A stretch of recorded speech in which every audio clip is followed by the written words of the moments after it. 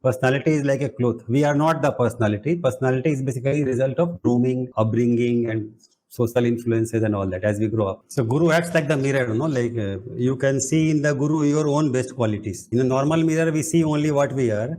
But when guru acts like a mirror, you see your best qualities in the guru: love, compassion, wisdom, clarity, courage, all that. And you want to be like that. So in a way, he's holding a mirror to you of your higher self. So you see your higher self reflected in that mirror, which is the guru, and then you become like that. So those qualities inside you, which is dormant, they start to awaken. Some people are sad and hence they curse. But when an enlightened being is sad, he or she blesses and tries to help.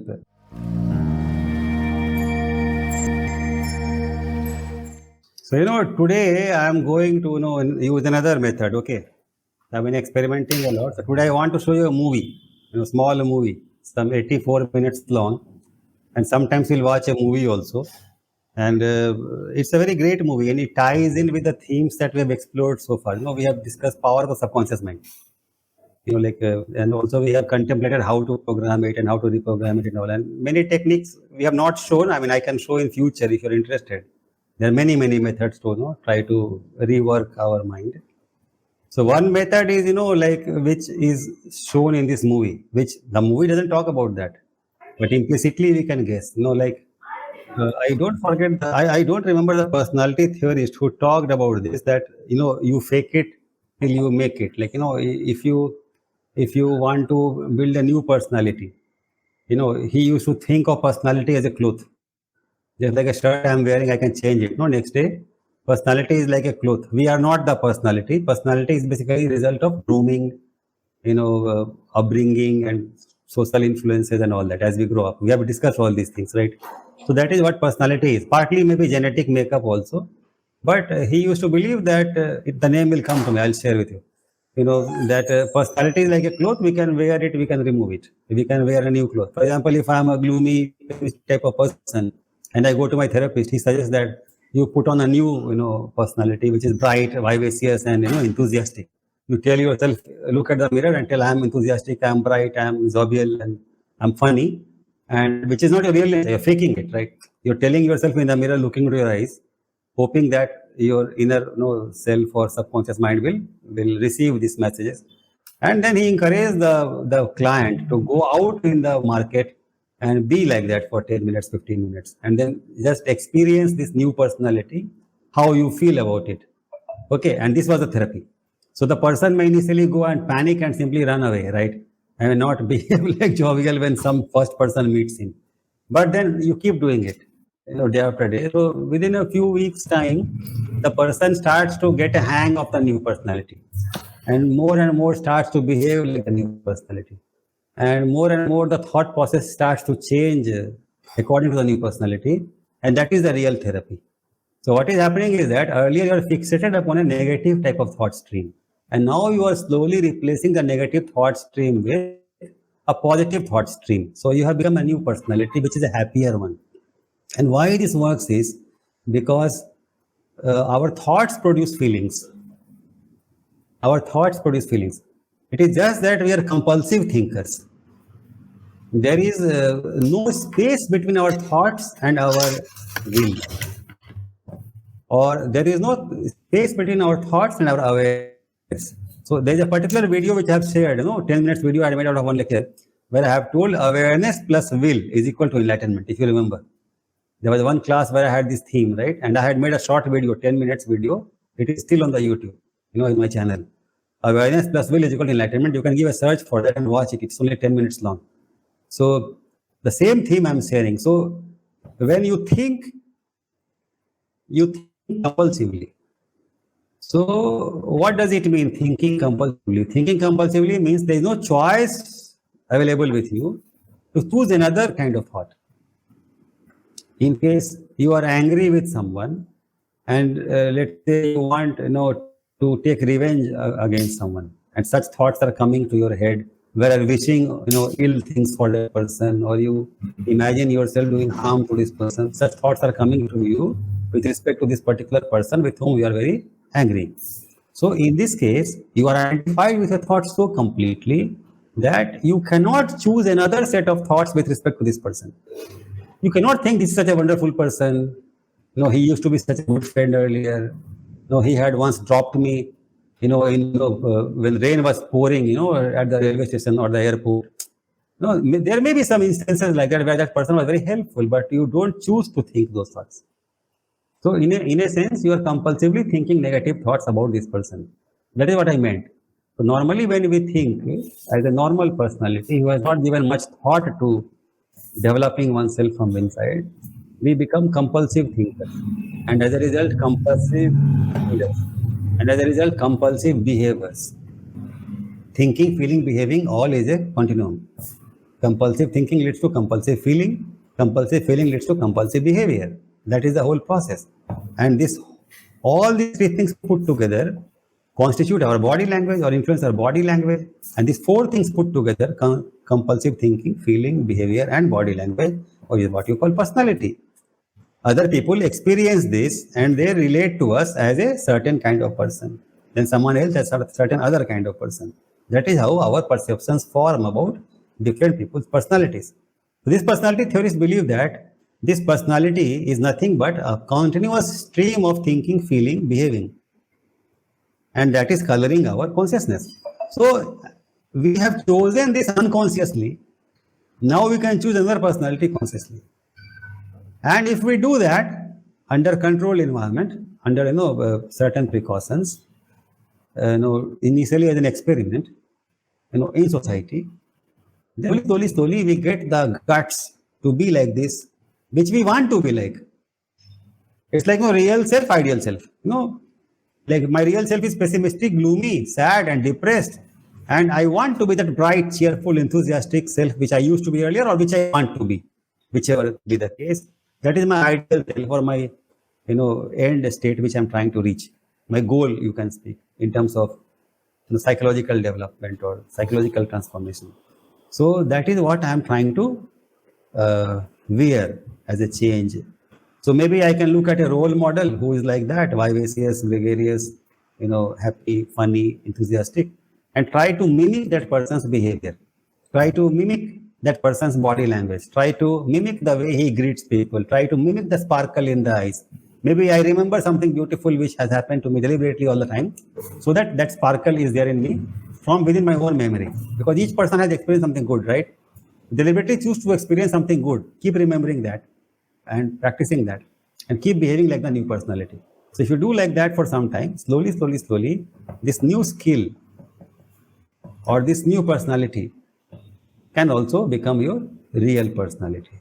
So slowly, like a chameleon, you will let go of the old personality and you will become the new personality. So in this kind of worldview, which is a very light worldview about personality, unlike Freud's worldview where personality is completely rigid or fixed, unlike Jung's view where there is so much depth which may be frightening, this is a very light and very easy going approach towards personality, and it works with many people, especially if you do not have very deep wounding. If you have very deep traumatic wounding in your childhood, maybe this will not work because this is too superficial. It doesn't go to sufficient depth to heal you. But for normal people, maybe most of us are like normal people who are like not so deeply wounded. This also may work. Now, this is relevant in this movie is because there is a person, Vikram, who is interested in spirituality, has been brought up like that in his family, and he has become fed up with his spirituality. Okay. And he likes to do one experiment, which I will not reveal because the fun will go.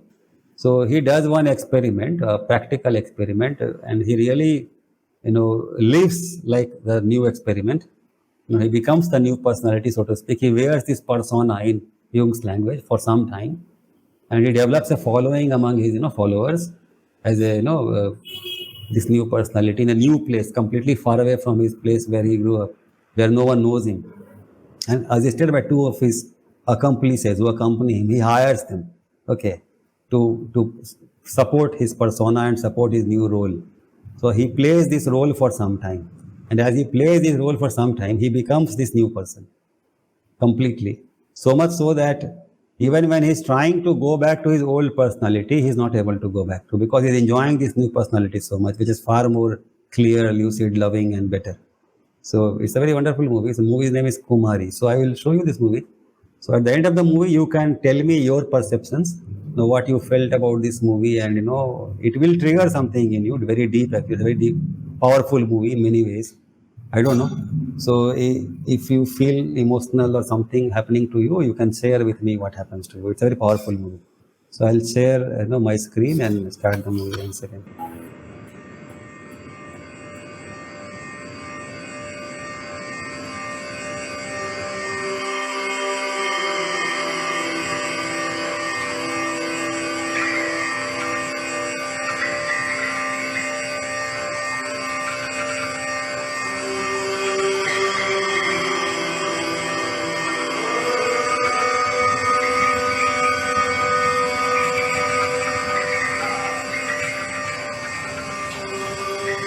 Today is the unveiling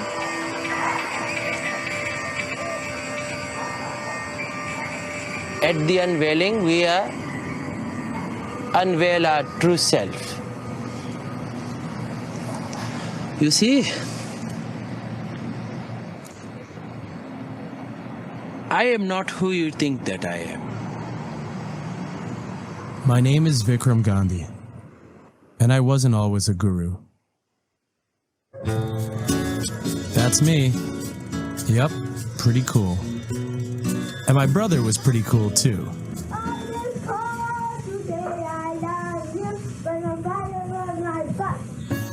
I come from a long line of religious Hindus.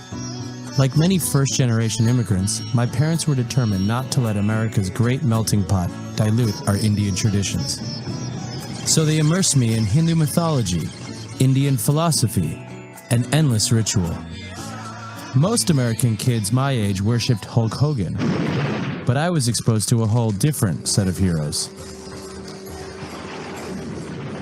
At times, these ancient rituals seemed like little more than a source of public embarrassment, and I began to question why we needed religion in the first place. Religion is life, and life is religion.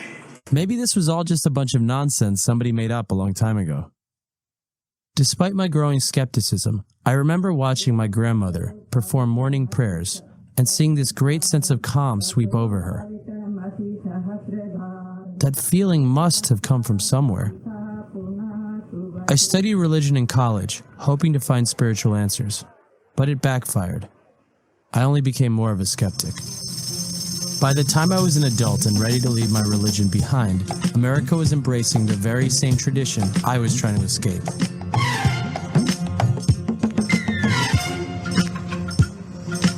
Yoga had become the answer to all of our Western problems. For me, it's the only time when I kind of shut down my inner voice. It's like, you should do that. You should do some weight. And a $5 billion a year industry. The messengers of this movement called themselves gurus. They dressed like Indian monks and swamis and drew their credibility from thousands of years of Indian spirituality, whether they had a claim to it or not. So tired. I wanted to know if these spiritual leaders were for real or just full of it. So I started to make a documentary about them. I think he's right up there in the ranks of the angels. And I've been waiting for a teacher like this for so long, Vikram, Many were all too willing to enjoy the fruits of their power. If I was a 20-year-old girl, I would love hanging out with him. You follow me? I would just love it. He's the new teacher of this age, of this world. He's having sex with all the young girls. He cannot be a real guru. Why not? He's the one who has the answer. That's what I believe. What could be more fabulous than having sex with a really spiritual, mystical person? Wow.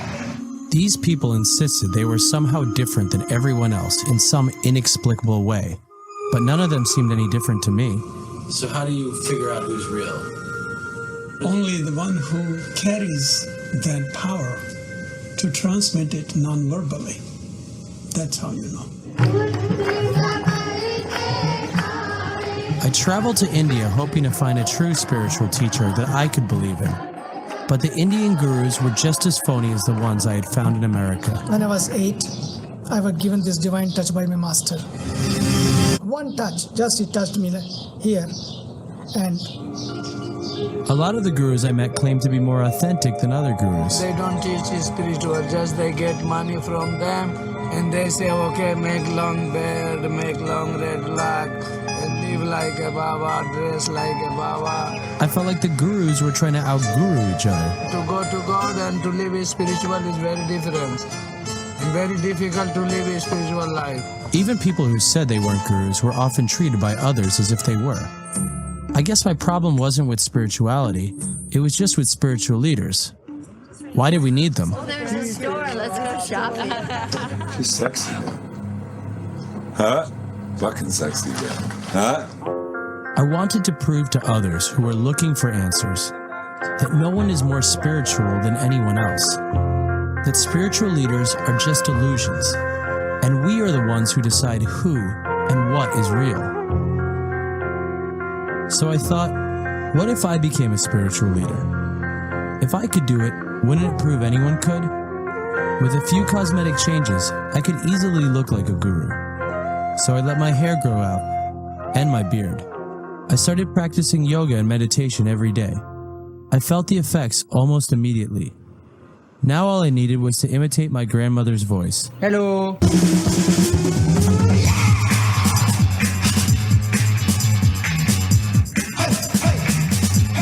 At first it was fun. It was a prank. Hello. How are you? Good to meet you, Guru. Nice to meet you. Is that how you go by, or is there another name we should call you? What would you like to call me? I don't know. They told me I should call you Guru. Yes. Very good. I wanted to try out my disguise in a more formalized setting. So I got my friend to book my guru alter ego as a guest teacher at a local yoga studio. And you just move. I created a series of made-up chants.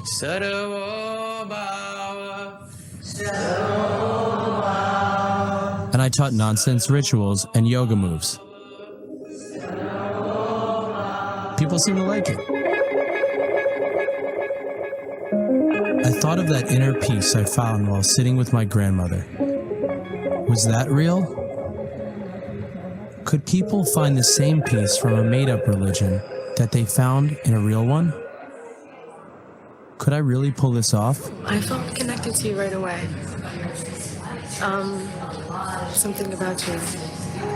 I was like, I don't know, I'll just follow him anywhere. This is the story of the biggest lie I've ever told and the greatest truth I've ever experienced. It's about the time I pretended to be a wise guru from the East and started a following of real people in the West. This is the story of Kumare.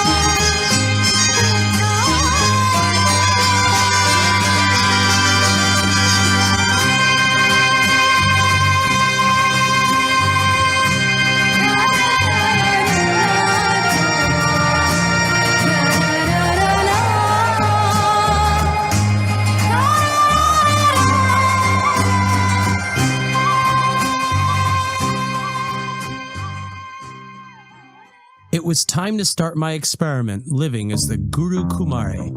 I chose Phoenix, Arizona, because I figured people there would be open to the teachings of an Eastern guru. And if I was going to pull this off without getting caught, I needed a place where nobody would recognize me. I was going to need help, so I brought with me Purva to book events, and Kristen to help spread Kumare's teachings to the yoga world. They would be Kumare's first followers and greatest public supporters. Together, we set out to spread the teachings of Sri Kumare. This was our house and our temporary ashram. I moved my bedroom outside so I could sleep like all the gurus and swamis I had met in India. I taught Kristen my fake yoga moves and began writing down the basics of a Kumare philosophy. As a guru, all I would teach people was that I was an illusion. But in order to find students I could teach this to, I needed to establish myself in the community. So Purva began booking classes. Okay, see you Sunday for 3 hours. Okay, bye. Booked!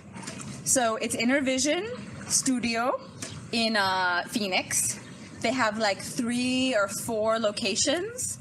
And I mean, it's such a huge place that I personally think we'll get like 40, 50 people in there. Good job.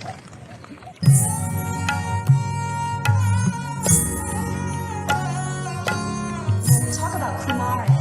Kumare means divine child. It's more of a title rather than a name like any of us have. This is from the Kumare Sutra, chapter 3, section 12. The seeker who finds the teacher feeds himself with the milk of wisdom, like a child at a mother's teat, nurtured by faith in the dream of Pinkaloka. Right side, left side. Right side, left side. This is good for when we're feeling stuck. In what part of life you use yoga to help? Life problems sometimes heal from yoga. I have a really stressful job. What your job is? I'm a death penalty attorney. Oh! I'm the one who at the last minute tries to call the governor to save the life of my client who's going to be killed by the government. Okay.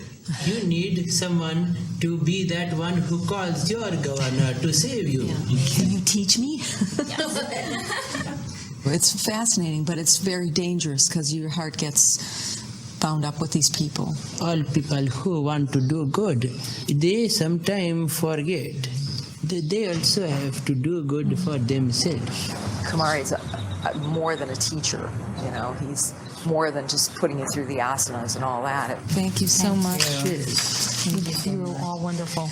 Toby was a smart lady, and much to my surprise, she felt a connection to Kumare. As much time as he can spend, I would be happy to spend. In order to find more people like Toby, we needed to spread the word. He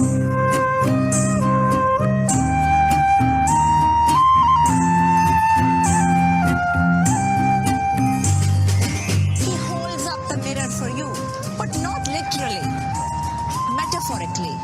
Kumare, Kumare, Kumare, Jai Shri Kumare, Shri Kumare. We know the answer's inside. We just need someone to bring it out in us, and that's what he does. Holds the mirror up. So everybody's truth is going to be different. I see myself in other people, and people I know will look at myself and see what they want to see. I met Guruji, and I swear he's fresh out of the Himalayas. There's something about him that is truly unique. He's just a simple man. There's nothing phony about him.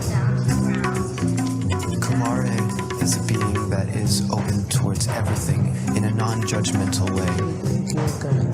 The more students I met and classes I taught, the more it seemed the Kumare movement could take hold. I just wanted to have a little bit of your energy.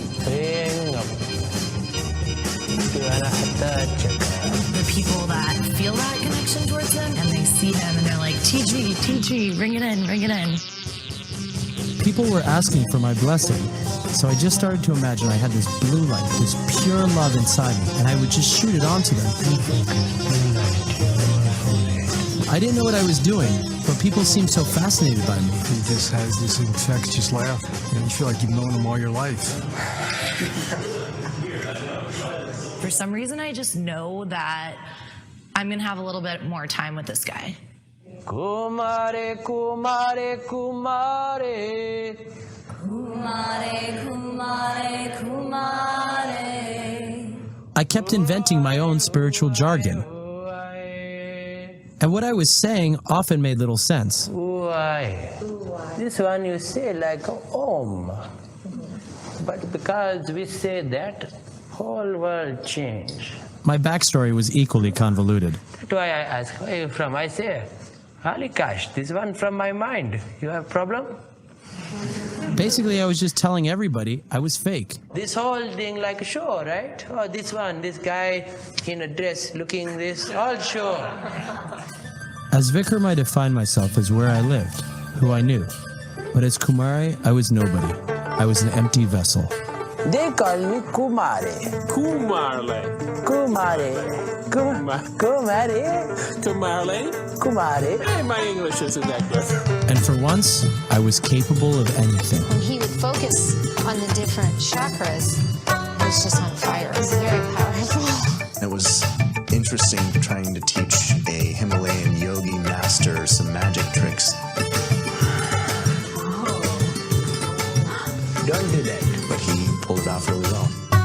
Why did everyone love being around Kumare? I actually immediately felt better in his presence. It's the first time I've ever had contact with a genuine guru. I am from a place called Alikash. Excuse me? And why did I love being him? I like to play games. Okay. All the time. I also like to play games.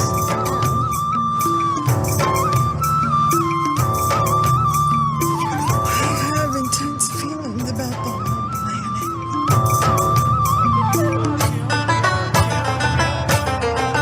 As Kumare, I got to be happy all the time. That was my job. You are where you were looking intently. Why not? Why do you... Get out of my head!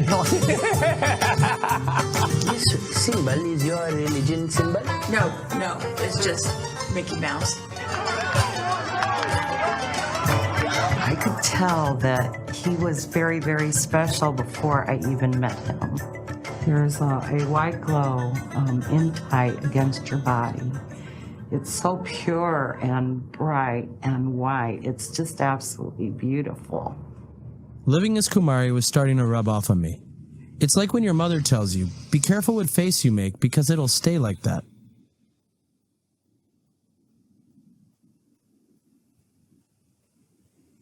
I feel myself getting warmer than normal. I'm sure that's your energy.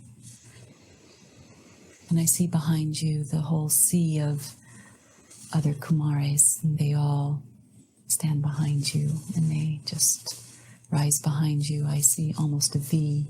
It feels that it is your turn to be here and be the embodiment of that energy now. It's as if you marinated in it before you came here. I would see him in an ascended master status. It just seems a little different than some of the others I experienced. I'm sure there's realms that I've never witnessed or experienced. Can you see a Vikram? I'm not sure what that is. What I see is purple with the red above. And I feel Metatron, Archangel Metatron.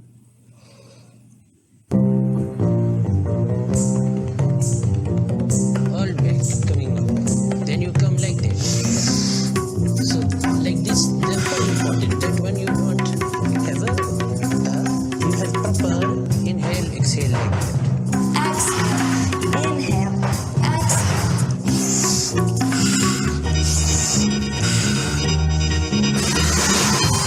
What is illusion? What is truth? You don't know if I am good, I am bad. You don't know that. All you know is how you see people act.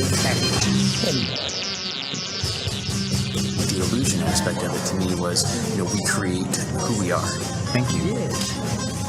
Bobby. I started noticing the same people returning to class. There was Kimberly, who often sat quietly in the back and never spoke to me. Greg, who was always eager to get a spot in the front.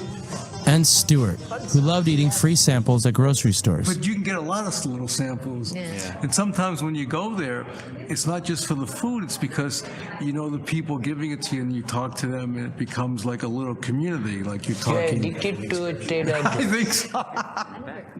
Okay. And then there was Emily, who very quickly began to confide in me about her personal life. Remember, I have a husband too. Okay.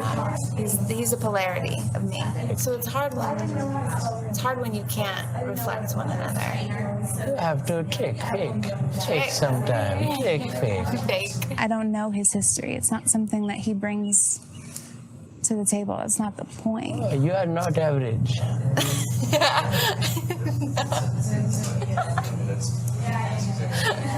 Thank you. I would love to know him even more, but I don't. This is just my impression of, a couple hours here and there. It's okay. Thank you. Okay. I will. Thank you. See you soon. Okay, madam. Kumare's presence in Phoenix was taking shape, but the real test would be if people stayed interested even after I'd left for a while. So I went to Tucson, where a man named Daryl had invited me to share in his unique spiritual practice. Greetings, come in. When he came, I didn't know what to think, to be honest with you. I did look up on the web, and saw some things about him, and I was really excited about him coming. In the Bible, it says, "In the beginning was the Word." The Word is vibration. Sound, okay? God is sound. The sound that intoxicates, the sound that's bliss and ecstasy. That's what I teach people, to find the sound in their body. My teaching, this is a fake one. They want Kumare be guru. Yeah. I say, okay, come. But then I say, no, I'm not. They realize that one. You don't know that. You know that. Yes. Good. Always. And so then we went back to the healing room, and I did a session with him. And hold. Arm down at your side. Good. Keep holding. Let your body drop. Let everything go through you, and just feel yourself getting lighter and lighter.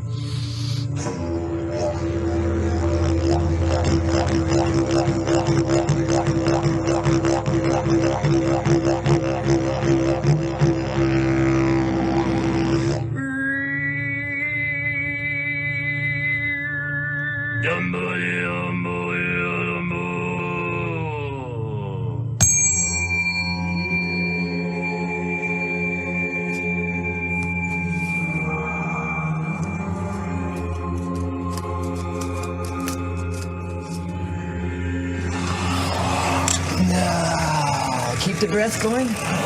Yeah. That's good. Good.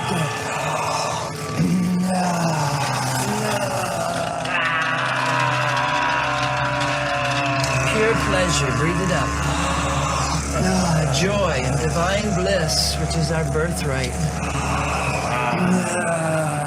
I had goosebumps coming all over my arms. As soon as I would look at him or connect with the energy, it would just go all over me. Two more. Now hold it, inhale. Hold it, keep holding. Come back, I got you. Keep holding.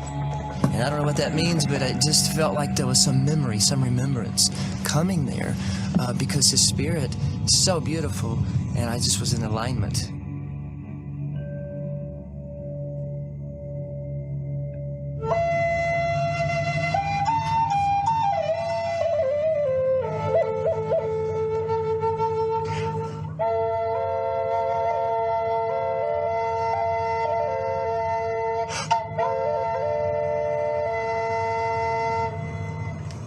Now with your hands you offer this sound out to the room like a big ball of blue light inside middle of room.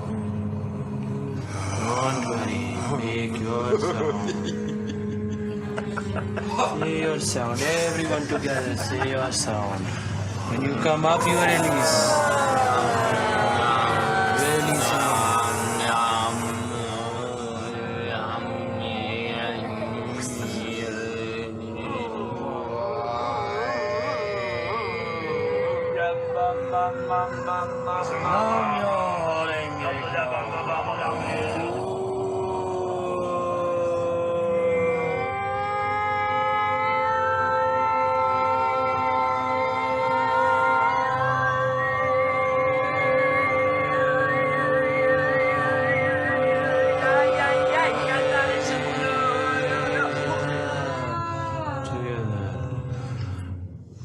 blessing, gave a blessing to me because I am too often enthralled by the sound of sound instead of the silence of sound. Thank you very much for that blessing. Connected with that. The power of illusion was greater in Tucson than I'd ever imagined. I knew I would never see these people again. Hello, Mr. Live. So I wanted to see how far I could push it. So I have a Western doctoral degree from the university. You are a doctor of philosophy. Yes. This is how I give your symbol of happiness in your mind. Because that is all people wanting. Use her to find happiness. So you can open eyes and you look, see your feeling. You will have to use this image like a mirror. All symbol, just a symbol, nothing inside alter.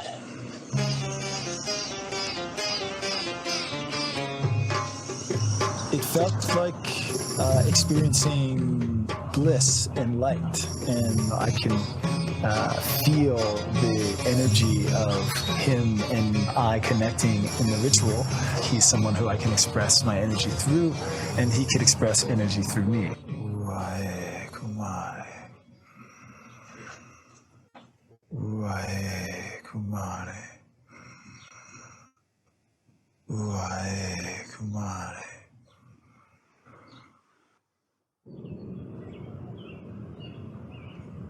Full moon is tomorrow. Do you watch the moon?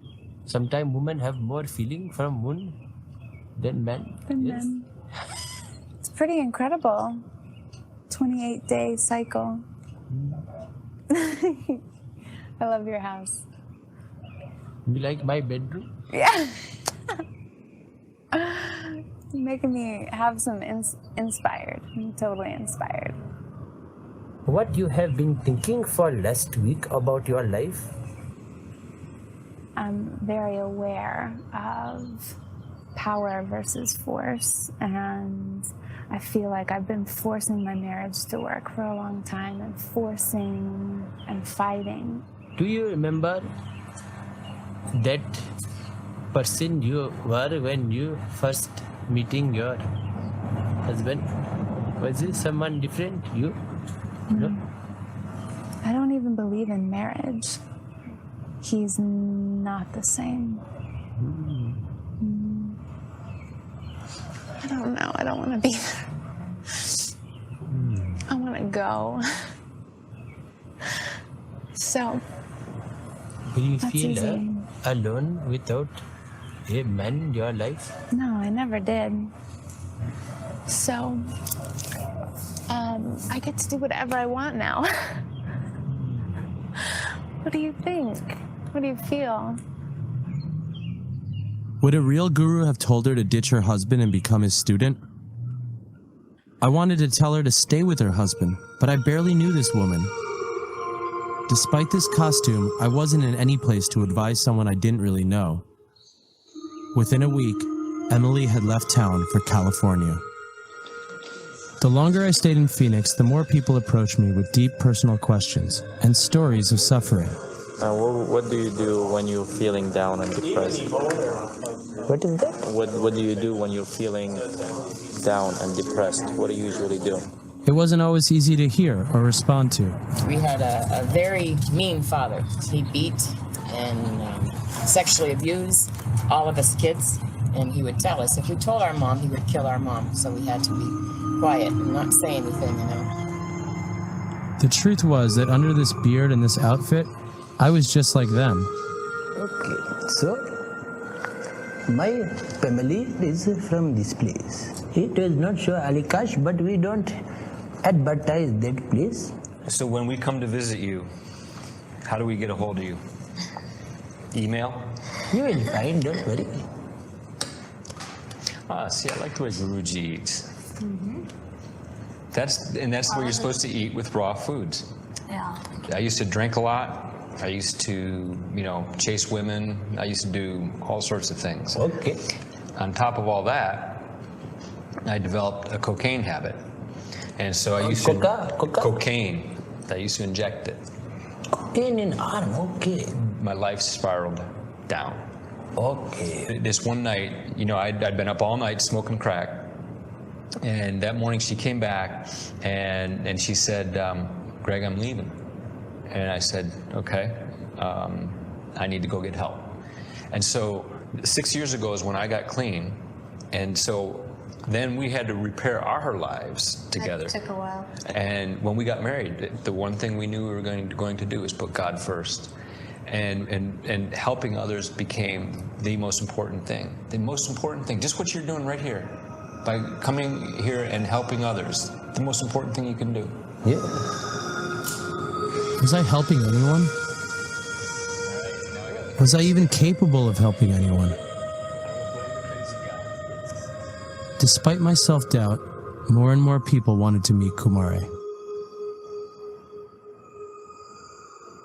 An organic farm near the Mexican border called Avalon Gardens had invited me to teach a yoga class during their annual Be Aware festival. You bring this pelvis up. Don't squeeze your buttocks, just bring this one up, soft. After class, I took some time to get to know the students. How did you know to come to this place? When I came and met Gabriel and Neon, I knew that prophecy of when I was 12 years old from my Mormon church had come true, that I found the strange new language, the fifth epical revelation, and continuing. We're from different planets. We were told we're spirit lovers. Spirit lovers? Spirit lovers. We're from different planets. You are from? The same universe. Avalon is the universe. Yes. I am from the planet Solano. Okay. And she is from the planet Alcyon. Okay. This place was unique, and it all had something to do with a man named Gabriel. The Urantia book is called Urantia because the Urantia is the name of our planet according to the inhabited worlds of time and space. But it has to do with allowing beings to take over my body and speak through me. My soul it has evolved to where they can trust me, hopefully, purity of soul. Okay. Hope you can see that. I see. Yeah. NBC's Dateline had done an hour-long investigation on Gabriel of Urantia. They claimed he forced people to give up their belongings and their identities to their cosmic family. All I saw was a group of positive and kind-hearted environmentalists who had decided to remove themselves from the capitalist pains of American life for greener, more epic pastures. Looking like small people. I know. Looking like, what is that one? Hobbits. Yes, that one. This is a Hobbit house. Do you watch movies? I watch. I like a movie. Yeah, I'm director. Over 100 people lived in or around this 80-acre compound, some for nearly 20 years. They grew their own food and had plans to move off the grid. You give some direction, life direction, you give them? We have a rehabilitation program for what we call socially disappointed people, young people, that can't deal with the system. They can't deal with the third dimension, actually. We call our reality the fourth dimension. Everyone seemed genuinely happy. But is this how cults get people to join them? By showing them how happy they are? Isn't that what people saw in Kumare?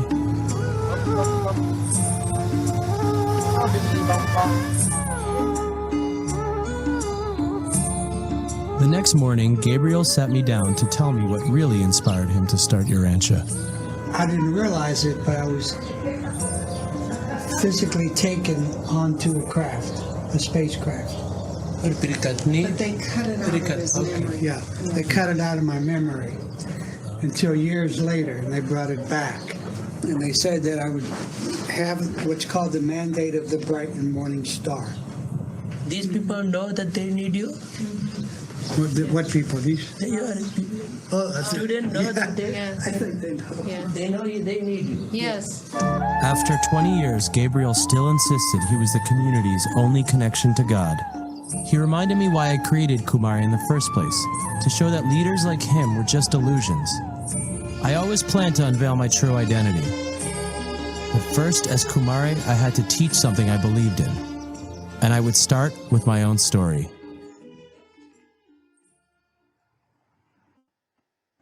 First teacher of Kumare, his name is Vikram. Basic family, his father was a medicine man. His mother named Jyoti, which means a light, but basic family. At that time, he is becoming a teacher for many people, and he is the only one who did not know that he was a teacher. Why is it that? Because he is feel like a disguise. He is living in a disguise. But all these people, they feel good. So if other people have an idea for that story, if that same story they have in themselves, because a certain tree bears a certain fruit.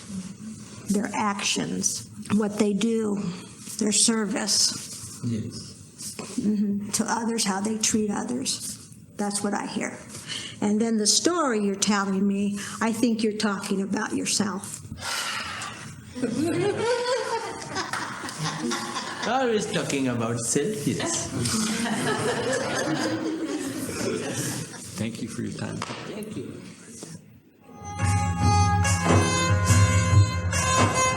He is here trying to learn about American culture and this society. Since we're both learning from each other, I just feel like there's a kind of harmonious connection going on there. In many ways, Kumare was an ideal version of myself. So if other people could create an ideal version of themselves, maybe they would become happier too.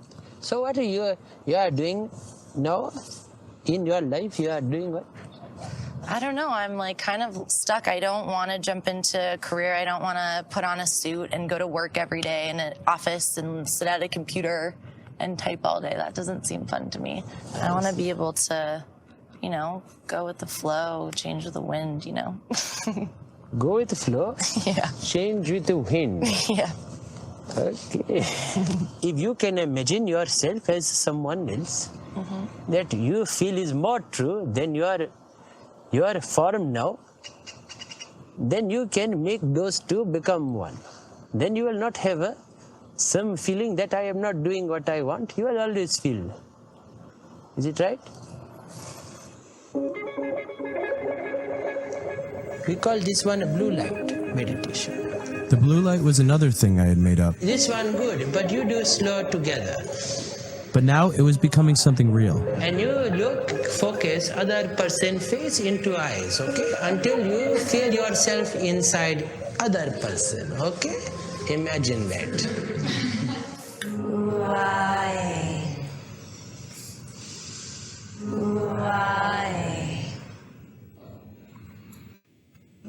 And for the first time, I felt the blue light. There are so many gurus in India. I've seen many of them, they are just fake. They are just fake gurus because they just want attention and maybe money and fame. But meeting Kumare, I thought he had the positive mind and attitude. So I think he's a real teacher. Only your reflection, your mind, your blue self, pure self. His teachings have already affected my teachings. It just confirms for me how much people want to know more and they don't know where to start. They're searching for something, for answers. You can come like this, you're looking very comfortable. You can also come like that. In religion, they have a temple, church, all this idea. But this space, like you call sacred space. But you did not need that. Illusion is that this place is somehow better than outside. It is very nice dish, I think. But you can find yoga center inside. If you can bring yoga center inside. Remember yoga center inside you. You will get that feeling you have in here outside. Tish insisted on hosting a concert in honor of Sri Kumare. I wanted to understand what she saw in me. I feel like there's these other great teachers that have things to pass on, and I don't know if I do. I feel like I've hit a ceiling somewhat to what I can convey. What do you see in this Kumaré lineage that you have some interest in? I know exactly what it is, and it was the meditation where you were talking about the blue light, and that we all have what we're searching for within ourselves. And your meditation was more direct than anything I've read or experienced.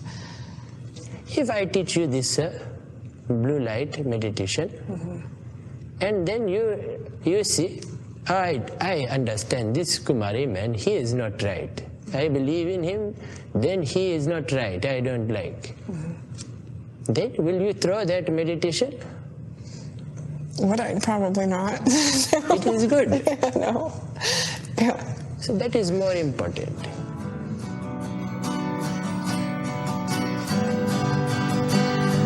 Kirtan is my thing. I love it, and that's what I could offer, and Tish loves it, so we could do that as kind of a thank you gesture for Sri Kumare.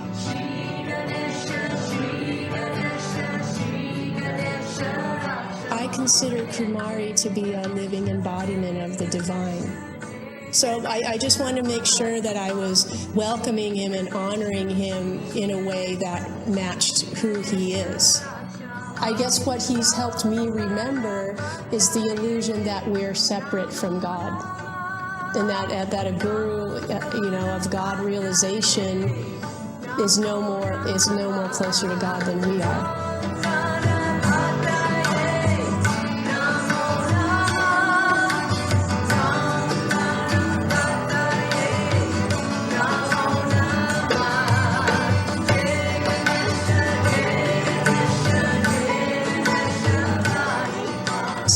He has listeners because people could benefit from him, and I'm very grateful to him.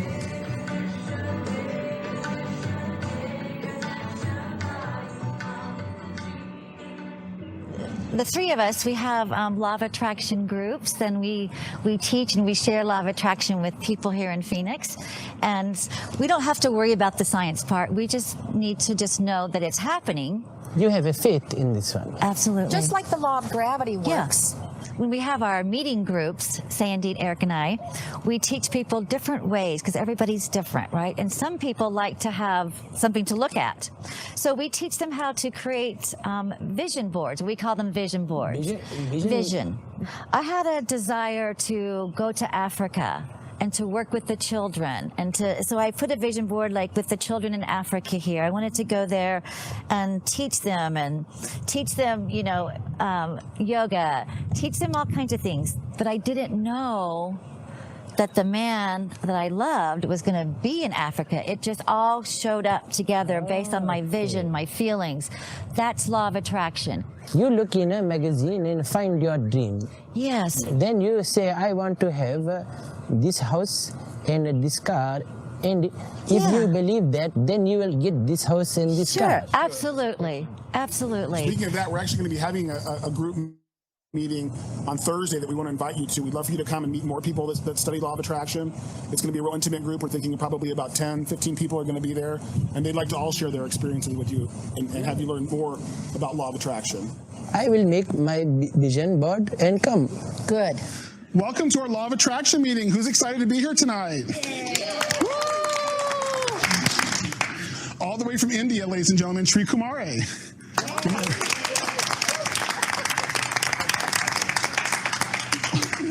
Law of attraction is your mood or feelings or vibration create your reality. Who wants to say kabam for me? Let's build some energy up. Ready? I'll say it on the count of 3.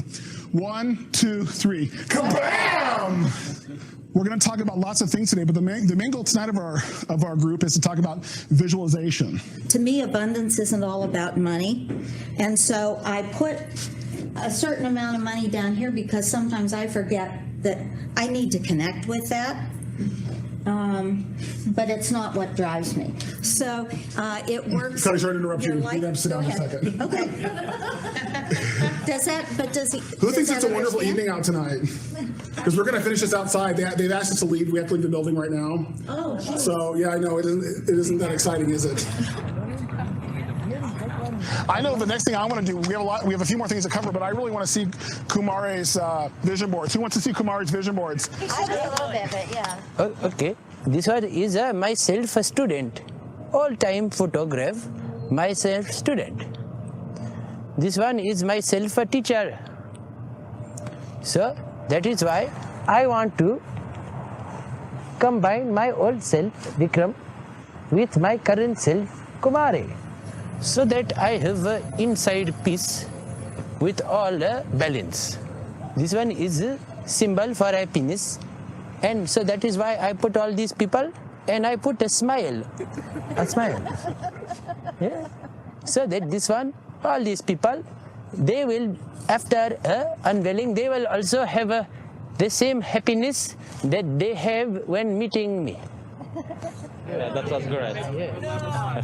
I love your vision board. Kumare, thank you. We can do Kabam mantra together. Kabam! Okay, kabam! 1, 2, 3. Kabam! So this was actually kind of like a vision board. And then look who's in my house right now. So that's kind of like the way law of attraction works. Kumare talks a lot about the illusion. You trick us. Yes, big trick. He has great knowledge. I believe he's like kind of prophet. I am the biggest faker that I know. I fake so much, I forget who I was before. I've done other personal development work, but this time I felt like, and I've said this to a few people in the group, that it changed my DNA. 2 days before I met you, Kumare, I lost my job. We've been going through a lot of changes already from him coming here because he can't work because he's not a resident. So all of this happened just 2 days, before we met you. And that was good.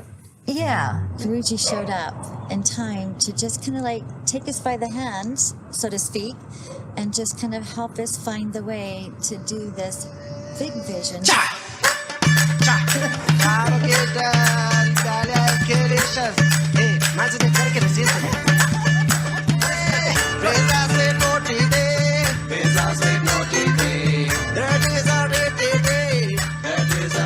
has this great power to make the others happy. I think it's very, very amazing. I feel very blessed. It's probably the most amazing thing that ever happened to my life. A core group of disciples had emerged, so we invited them into our home. So what was it about him that made you come here? Nothing really let me know that this guy is, what I've been looking for. But I went home and I couldn't get him out of my mind. And the next day, I couldn't get him out of my mind. I just kept thinking about him. And the thoughts were always good. They were always very positive. Everything about him was very positive. It's like a snowball rolling downhill. It's like, wow, this guy, I got to see this guy. And I was talking to my wife today. I was saying, I said, you might not like this one. I think I love this man. What he's bringing is like science. It's like law of attraction, right? He's a doctor, actually. He's a doctor, right? Kumare came along and said, well, you don't really need, here's the idea. I'll help you to find whatever's inside you, but you're going to have to teach yourself. And I can teach you how to teach yourself that, but I'm not going to be here, which is true of all teachers. They don't stick around. Kumare was a reflection of everyone's dreams, not just my own. Kumare was a mirror, a tool that allowed people to look inside themselves. Basic idea of mirror philosophy is identity. What I am doing, myself, my life, my student is creating that dream life and real life together. And whole point is to use this process, this teaching through myself to use as a mirror for yourself. You create inside your mind which direction you will go. Easy one.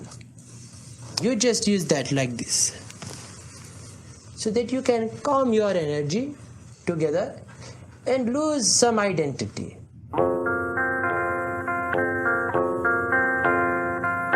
You lose all that feeling in your body. You begin to remove all the inside. Feel your mind become like a pathway and begin to feel blue light and offer your hands out to center. I had found my teaching, and it was something I believed in. Now, I found my students. There was Greg, who saw Kumare's simple lifestyle and wanted it. Stuart, a retired salesman who was looking for a way to connect with people. Molly, who had a lot of people telling her what to do and liked that Kumare didn't. Teresa and her new husband Riyadh, who saw in Kumare a self-help teacher they could learn from. Toby, who sought an escape from her stressful job. Rachel, a medical student, and her boyfriend Bobby, an entrepreneur. And Kimberly, a single mother coping with the reality of an empty nest. Today, I embrace illusion to find truth.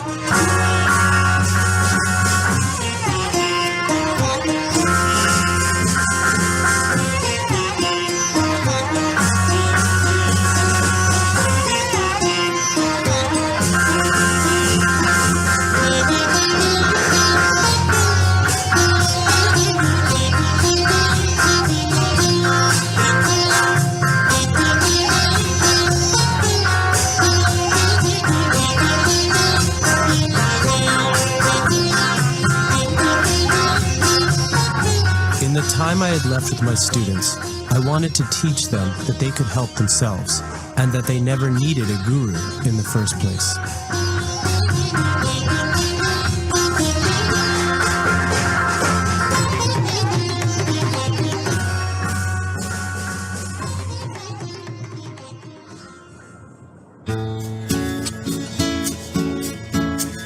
I just can't believe that you would carve spend this much time with individuals. So this one, Stuart, is like your identity. You have to break down all feelings. The things he's told me are the things that I know I should be doing. Kumare's impact on our relationship will be positive. I think it's already there. Do you want to know every truth about him? Probably not. And do you want to know every truth about her? I would say probably not. You can't feel really the change inside you. That's very exciting. He has the most peaceful energy, and you can feel it around him, and it seems to touch the people that he comes in contact with. You could perceive from Kumare all of the wonder and excitement and enthusiasm for everything. This is like in his bathroom. Yes, to toilet. Okay. Very beautiful toilet. Yes. We shall sit here. Yes. Yes, on the floor. Would you? Yes. Okay. The kind of law that I practice is really life and death, literally. Yeah. It's usually murder plus something especially awful. Why do you want to help those people? Because nobody else will. You know, they're people that society's thrown away. That there isn't, even their own families don't talk to them most of the time. When somebody else shows interest in what you're interested in, it makes you want to know them better. It makes you want to learn as much as you can. Your place of like your heaven is that underneath the sea place, yes? Scuba dived a lot. I dive as much as I can. So you have this one face, and you are going down? Right. You jump in. You're breathing, now you're at 20 feet or so, and you're starting to see some coral and some things. You're gonna kick a little bit, and there's just deep blue water beneath you. You have very good imagination. Maybe this one good meditation for you. You are there only 5 minutes. You can imagine the cat is also some catfish happening. Catfish. Let's dive a wreck. We're going to dive a wreck. And all of a sudden we see two big, huge green moray eels. They're big. big old sharp head with big old sharp teeth, and they have their mouths open. Big old mouths open. You know how when you see somebody that you haven't seen for a very long time, and you run hug them and you cry because you're happy to see them? That's the only kind of way I can explain it, but that I felt very much an affinity for Kumare. All right. I think we're good now. Okay. Thank you. We'll see you on Saturday. Thank you.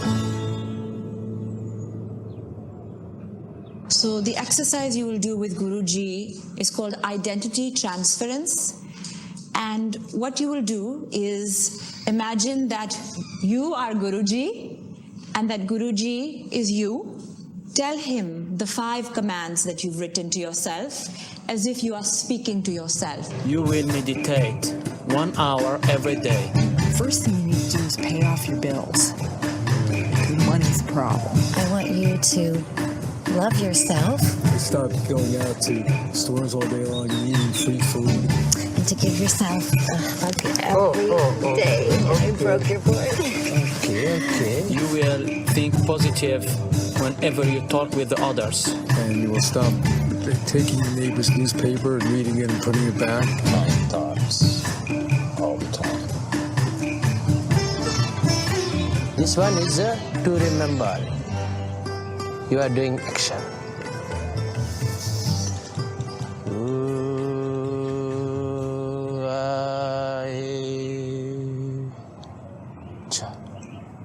This whole thing is a big trick to help people realize that they do not need a guru. That everything they want, all their happiness is inside themselves. That the same good that you see inside this man, you also have inside yourself. That you did not need a guru to make yourself happy. Because the truth is that I am only the same as everyone here. And everyone here to me has become my greatest gurus in my life.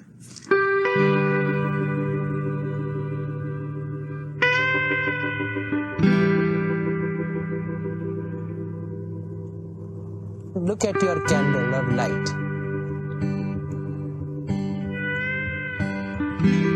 That is a reflection of your light inside.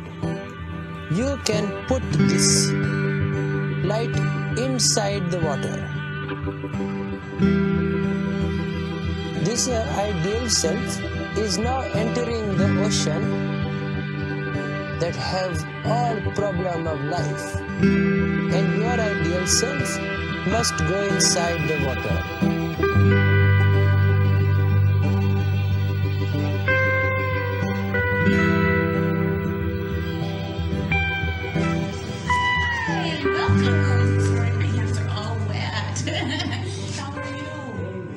For many, many years, I've been looking for something to help me look inside myself.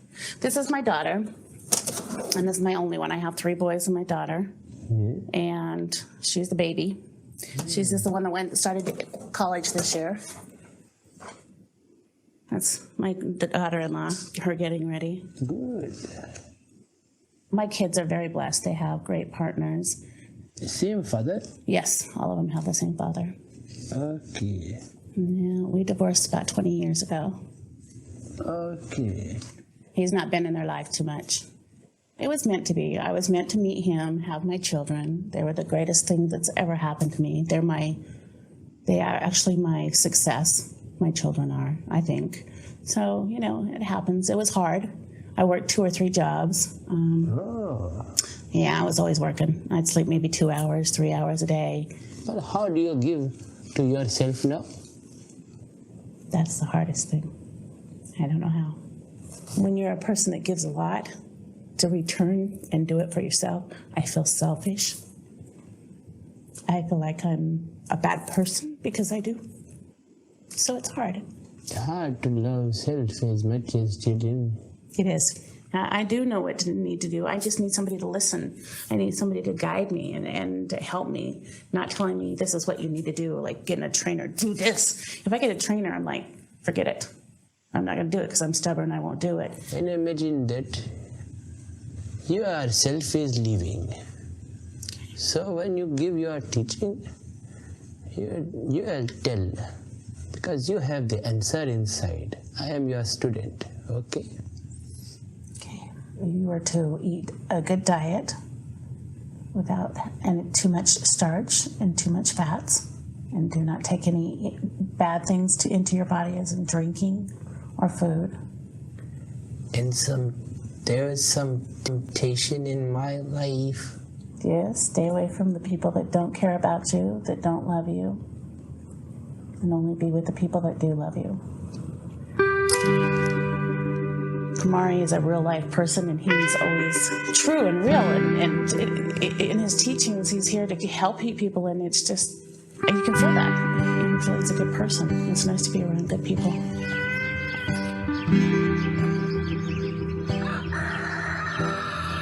Tomorrow is an interesting and important day. Tomorrow is the great unveiling. Today we are focusing on enactment. It's all about bringing our practice into the world today. So it's not just about ourselves anymore. We've done a lot of visualization, going inside. Now it's all about going outside and seeing how we're going to apply the best in ourselves to the world.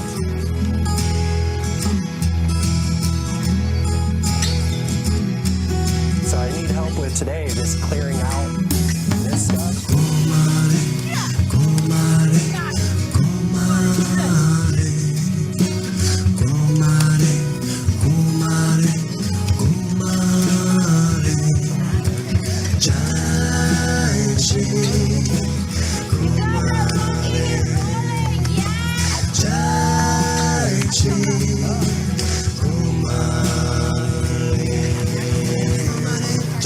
Everyone come back, please. Here.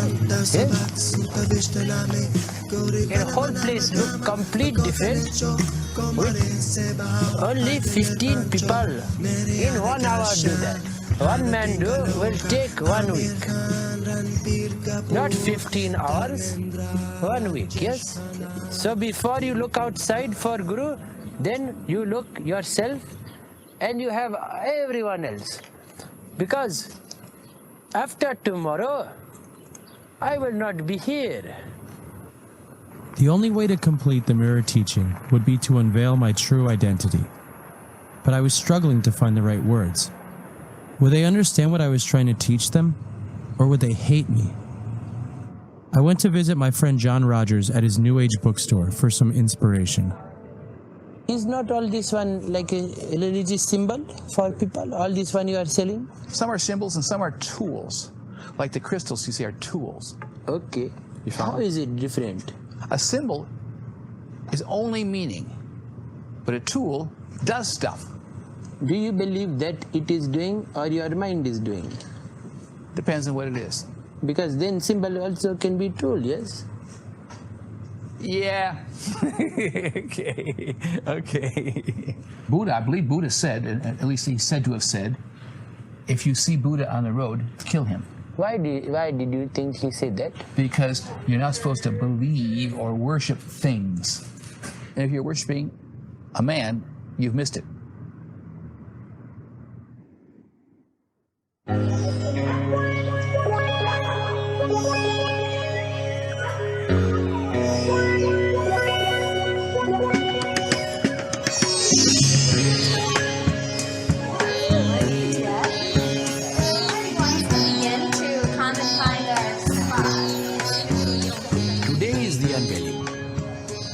I am not who you think that I am.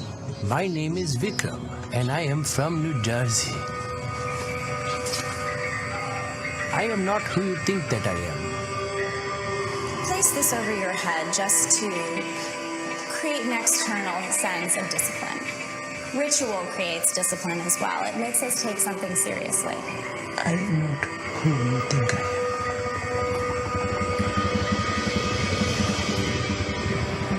It's your inner teacher that is doing the watching and the greeting and the smiling.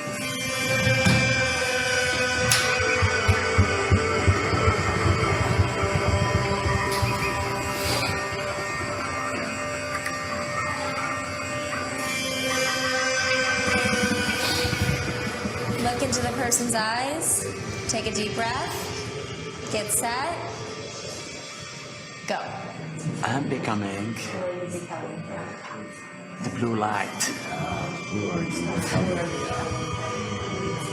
I'm becoming the blue.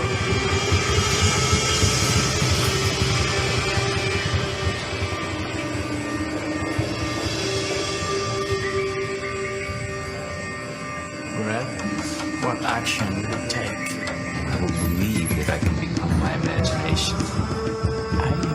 I am not who you think I am. A big liar who has fooled you to make you feel like an idiot.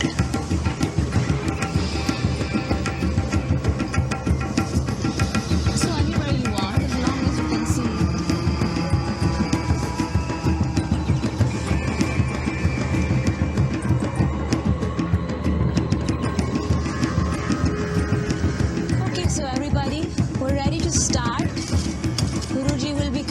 Shortly, and before we start, I think Sundari would love to lead you all in just a brief Why? Since we haven't done it yet today. Kumare, Kumare, Kumare.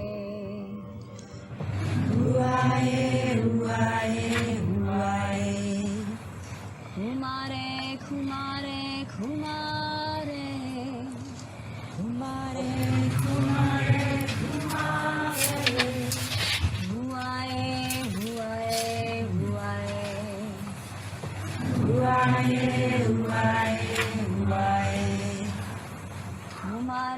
Kumare, Kumare. Kumare, Kumare, Kumare. Jai Shri Kumare. Jai Shri Kumare. Jai Shri Kumare. Jai Shri Kumare.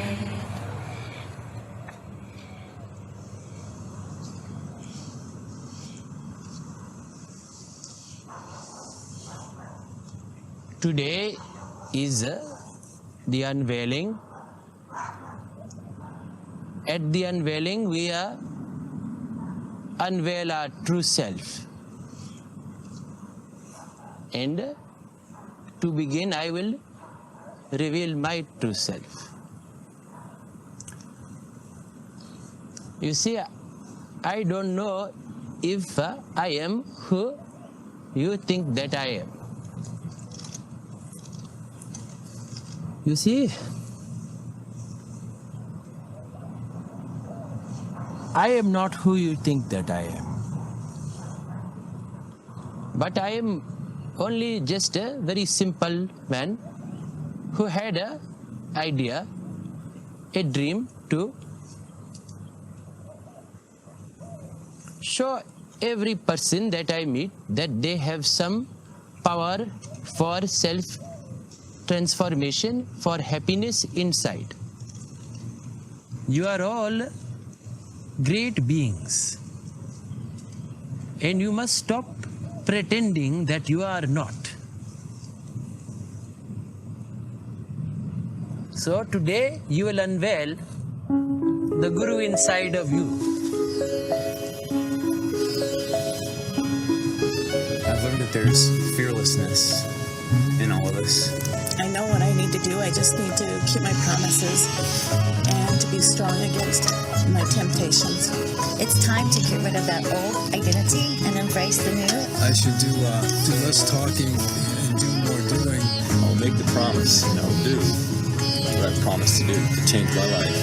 Everything is about commitment to oneself and to others. The more love and joy comes to you when you have decided not listening to others, but inside of yourself, your purpose.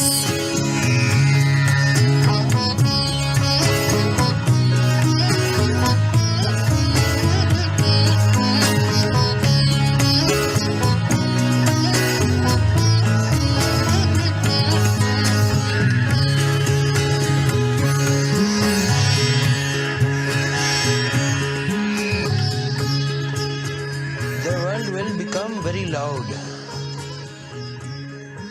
when you leave this circle that we have created, all of you will live inside my heart forever.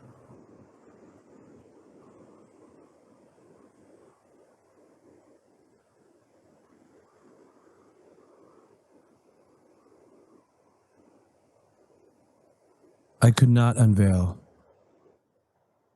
As I stood in that circle holding everyone's hands, I realized I had connected more deeply with people as Kumare than I ever had as Vikram.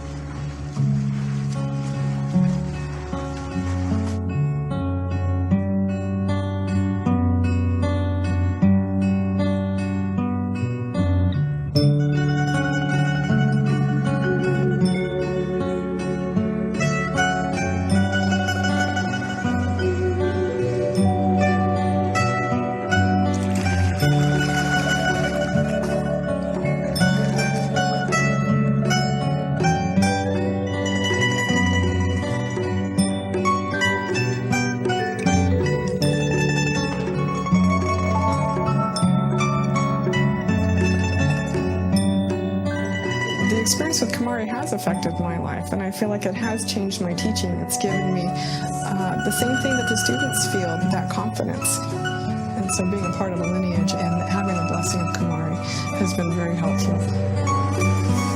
I will always remember Kumare. I will remember him from the day I die. I will tell my kids, my grandkids, my great-grandkids about this wonderful person that came into my life and changed me. I'm completely in love with him. He basically reflects this love that I have, and he reflects it to me in this way that's like the most love I've ever experienced. Every day when I meditate, because I do meditate every day now, that's on my list. 5 things I have to do. I thank Kumare.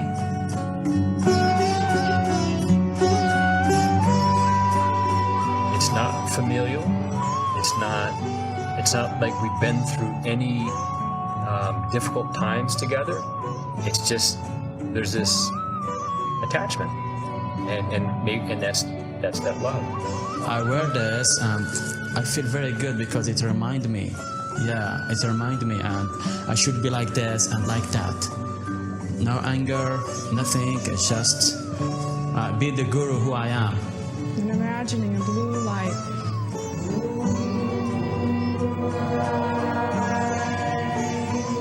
Using the blue light meditation will help people to find their own guru within. Practice yoga at least 3 times a week, yes. Work out elliptical 2 times a week, yes. I'm doing that. And I also do weight training because I stuck that in there. All total from September, I've lost 70 pounds. This is a dress that I couldn't wear previously.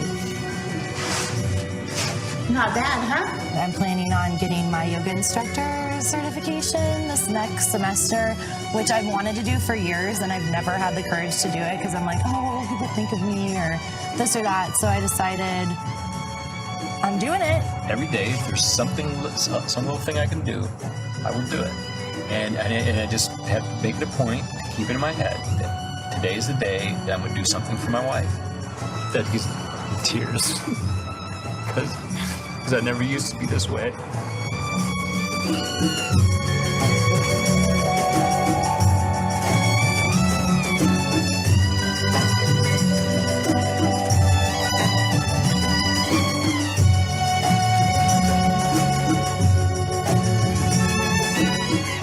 says he doesn't teach anything, but that's not true. Because if you can teach someone how to think, then you really are, you are a true teacher. Hello, Bobby. I return your call to Teresa. Yes, hello, Kimberly. Hello, Rachel. This is Kumare. So what do you believe that you should do? I did not say anything. I said nothing you do. But all this you did yourself. I am only a strange man who come to visit for one small time. I also think about you very much. Yes, I think about you and all the disciples, all the students so much. I mean, I was telling Riyadh, I'm like, I think that he's in our life forever. That's how we feel. He's not necessarily like a father figure to me, but I look up to him like he knows more than me. I just see him as a guide, and that for that I am truly grateful.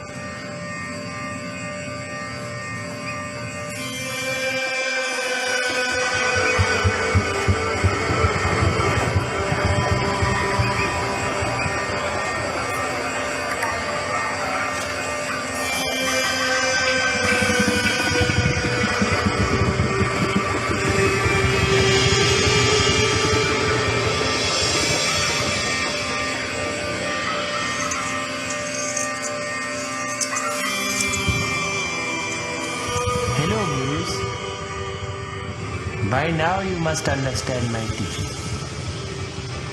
that the external guru is an illusion, that he only exists to help you find the truth, that the guru is inside of you.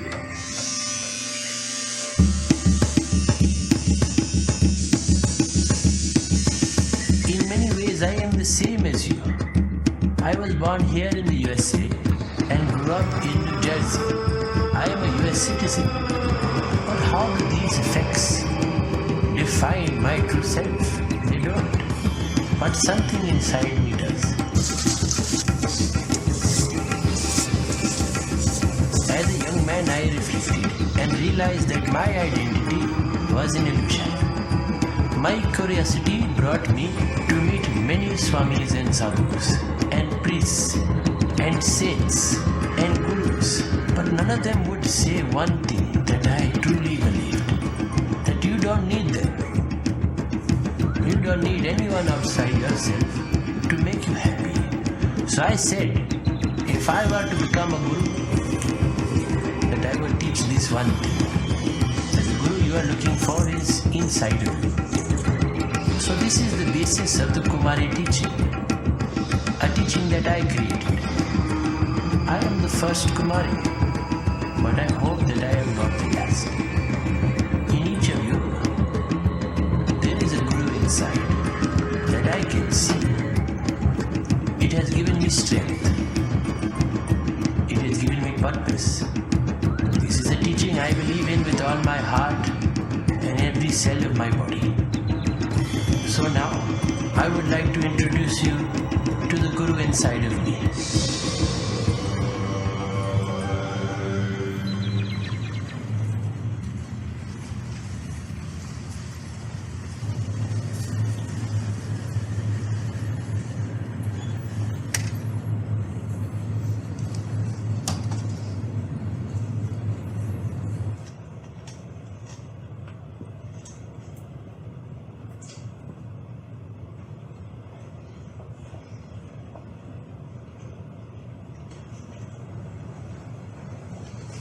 Hello, Gurus.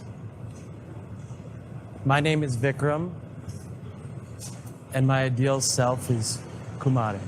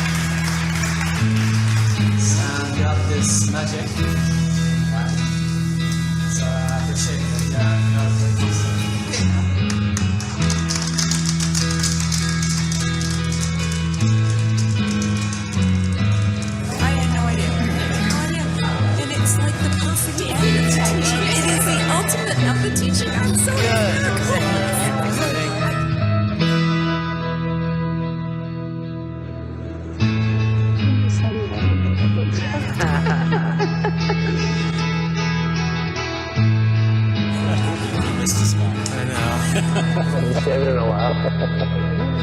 Good job. I gotta say, I think it's a good idea.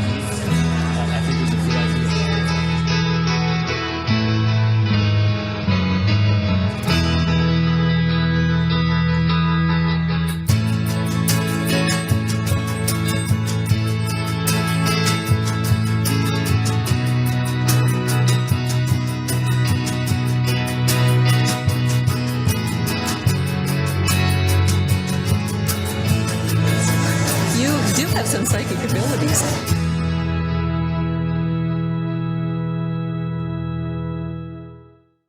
Okay, so how was the movie? Did you like it? It was Very much so. Yes, very interesting it was. Okay. Okay, so I am happy that you liked it first of all, because first thing is that you like it. Only then there is point in discussing it. So then we'll take one by one. No, maybe Raj, then Neha, or then Saju, because I'm seeing you in a sequence on my screen.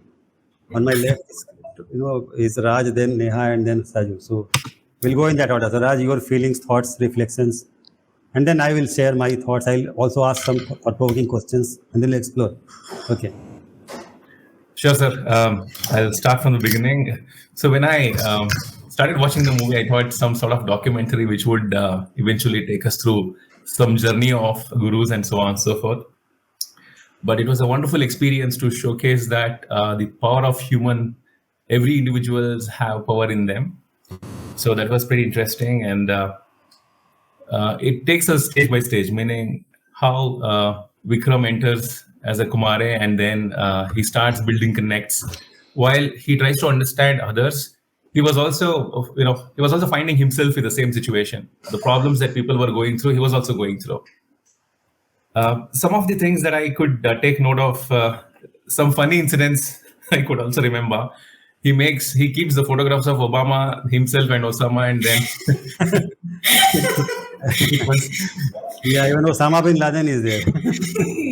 Yeah, Osama bin Laden. Yeah, I could not control myself, and of course, I mean, stage by stage, his teachings were also talks about how closer we are to the God without a guru. And something that I really liked was law of attraction. Of course, Vikram doesn't speak much about the law of attraction, wherein that Kabam, I think that was the group that another person creates. He talks about the law of attraction that I liked. And it also talks about some of the teachings that you discussed in our earlier classes, such as inner feeling creates reality. How our inner feeling could build our reality, and we think that is to be the ultimate truth of our lives. And he also makes some good statements such as, I'm not the guru, but I can teach you how to teach yourself. So, and finally, he also says that you don't need a guru. Ultimately, you have all the powers that is required in you, just that you open up and you think from that angle. And he says, all the happiness that you have, everything is inside you, just that you have to take it out. And another concept that I liked in this movie was about mirror teaching. So that's a beautiful concept. And so Guru acts like the mirror, like you can see in the Guru your own best qualities. Yeah. So, it's like a mirror with a difference. In a normal mirror, we see only what we are. But when Guru acts like a mirror, you see your best qualities in the Guru. Love, compassion, wisdom, clarity, courage, all that. And you want to be like that. So in a way, he's holding a mirror to you of your higher self. Yeah. So you see your higher self reflected in that mirror, which is the Guru, and then you become like that. So those qualities inside you, which is dormant, they start to awaken. You see all the people get transformed, right? Yeah. Yeah. Please continue. Yes, sir. And yeah. Sir, in fact, I wanted to hear more about the blue light meditation in terms of what was, because he doesn't talk in depth about the blue light meditation. Maybe he would use some of our Indian concepts wherein many people would go to the riverside and they leave the lamps on the river. I think I could get that concept, but I wanted to learn from you in terms of the blue light meditation and the meditation with the lamp. No, actually, I think, in this movie, at least, he is not trying to tell you that there is any significance in the blue light meditation or in that particular meditation, because he says from the very beginning, I created my religion. Right. He wrote his own scripture, which out of his whatever he knows, He's not an enlightened man. He doesn't claim also. Something, which seems to be sacred, something which seems to be mysterious. He maybe has a talent for writing something mysterious in nature, which no one understands properly, but it evokes a feeling of sacredness, something divinity. So some sounds he creates on his own, very talented man, and he behaves like that. He creates some rituals which he himself doesn't understand, but people are finding meaning in the rituals. People are finding meaning in his books. People are finding meaning in whatever he's telling. He himself doesn't know the meaning of what he's telling. But so this is called projection. Yeah. People are in psychological language, people are projecting their ideas, their beliefs, their superstitions or whatever onto this guy, Kumare. So he in a way is, so this tells you the power of emotions. He is able to trigger very beautiful emotions inside the people. So the main reason why people connect with him is that here is a person, even though he's acting only, but he's acting very beautifully. He's acting completely non-judgmentally. He laughs with them when they laugh. He cries with them when they cry. He doesn't say you are bad or anything wrong with you. And at the end, whatever they will share, doesn't matter how much horrendous it is. He will put his head to their head and laugh and smile. It's very light-hearted atmosphere he's able to create, which is missing in our families, in our workplace. Someone like that. No, you feel completely loved. That is what Amma also does. That is what is the magnetism of people like that, because in that space you feel completely accepted, totally accepted. Because otherwise you are always trying to hide something. But here is a person with whom you feel so comfortable, so relaxed, that you are able to share your soul, everything you are able to reveal. So that gives a lot of comfort. And that is what attracted people to him. And then whatever he shows them, blue light, they see blue light, they see green light, they see green light, because once the heart is captured, then whatever you will tell, people will start to see. So I think it's a kind of a hypnosis also. It is a hypnosis for good. So that is what, when you love someone very deeply, whatever that person will show you, you will start seeing that. In a way, you see from their eyes, like that. So I have said that, but now, specifically, technically speaking, blue light is supposed to be the light of the Agya Chakra. Agya Chakra, so there is a book by Swami Muktananda. Swami Muktananda is a very famous saint. He is no more. So he shares in his autobiography his experience of Krishna. He experiences, Krishna is blue, right?